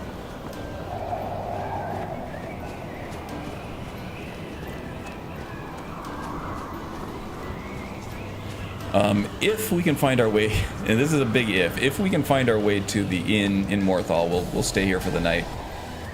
Try to wait out the storm, but I find just staying on the path in this kind of visibility is almost impossible. Okay, there's the guardhouse right there to the right, and then we have the Jarl's longhouse coming up here to the left. There it is. And then we have a Nern route beeping at us. And then we have a little walkway here, and here's the inn. Okay, great. With no compass, good luck. Yeah, that was tough. Can't even see, right? Fine, someone comes Oops. in. Kick off your boots, stay a while. Let me know if there's anything I can help you with. I got nothing but time these days. Welcome to the Moorside. If you need anything, I'll be around. Good to have a customer. Yeah, I just need a place to stay for a while. Try to stay out of the weather out there. Sure thing. It's yours for a day. All right. Yes? Yeah, don't bother showing me where it is. I understand. Okay, well, I think this is a good place to call it for this stream. In this weather, it can take, 2 days in game to clear, or it could be a couple hours. I would rather I've sat here for a good 12 hours in game trying to get the weather to clear up, and sometimes it doesn't, sometimes it does. So we're already 13 minutes over time, so I'll call it here. I might actually do some Starfield streaming once I can get out of the spoilery parts of these things. As I said, my wife's out of town, so I have an empty house. I have more time to do video game stuff, and I might do some just pop-up streams here and there as well. So there are a couple games I've been playing. Starfield's been the main one, right? And then I've also been playing some old school Mega Man games too. I might, if I get bored one night, I might boot that up and load up the stream. That's going to be completely off brand for the channel. I'm probably going to completely tank the algorithm and discoverability for my channel doing that. But if you want to hang out and play some retro games, that would be fun too. I don't know if I'm actually going to do it or not. Thinking about it. We'll just see how my schedule pans out and what I can do when I can do it. Other than that, I'll be back next Saturday with either Starfield or Skyrim to see. I'll just have to see where I'm at with each one of those games to see what makes the most sense to stream in that exact moment where things are, wherever the state of my game is in each one of those. As far as future content, I want to get out a quick guide on the different animal totems for the Old Gods Winter Sun stuff. That will probably come out next week, and I'm still hard at work on the Scorpion build guide, which I'm very proud of and looking forward to, but I want to take my time with it and do it right. I know it's been a while since I posted a build guide, and that's the bread and butter of the channel, but it's in progress. I haven't abandoned Skyrim for Starfield. It's just Starfield is the new hotness right now, so that's kind of what I've been playing. What else? Anything else? Yeah, check out the other channels in the description. There's some good content creators out there, much in the same vein as what I'm doing here. So check them out. Click on the links, leave follows, subscriptions, all the good stuff there. And I think maybe I will see you around. Winter Sun's such a great mod. Yes, it goes very deep. And there's a lot to it. There's a lot. Some of the deities are more complex than others, and I like to do guides for the more complex ones. And the old ways, it's simple, but there's a lot of different things with the different animal totems that you can worship that I haven't seen a guide for yet. So I'll get something out like that fairly soon. That's a quick video I can get out. Can't imagine Skyrim, especially from a roleplay aspect. It gives you like these tangible in-game effects for things that we've been role-playing for years. So thank you to a nice Ion for that. Okay, that's it for me. I'm really going now. You guys take care, okay? And I'll see you next time. Bye, guys.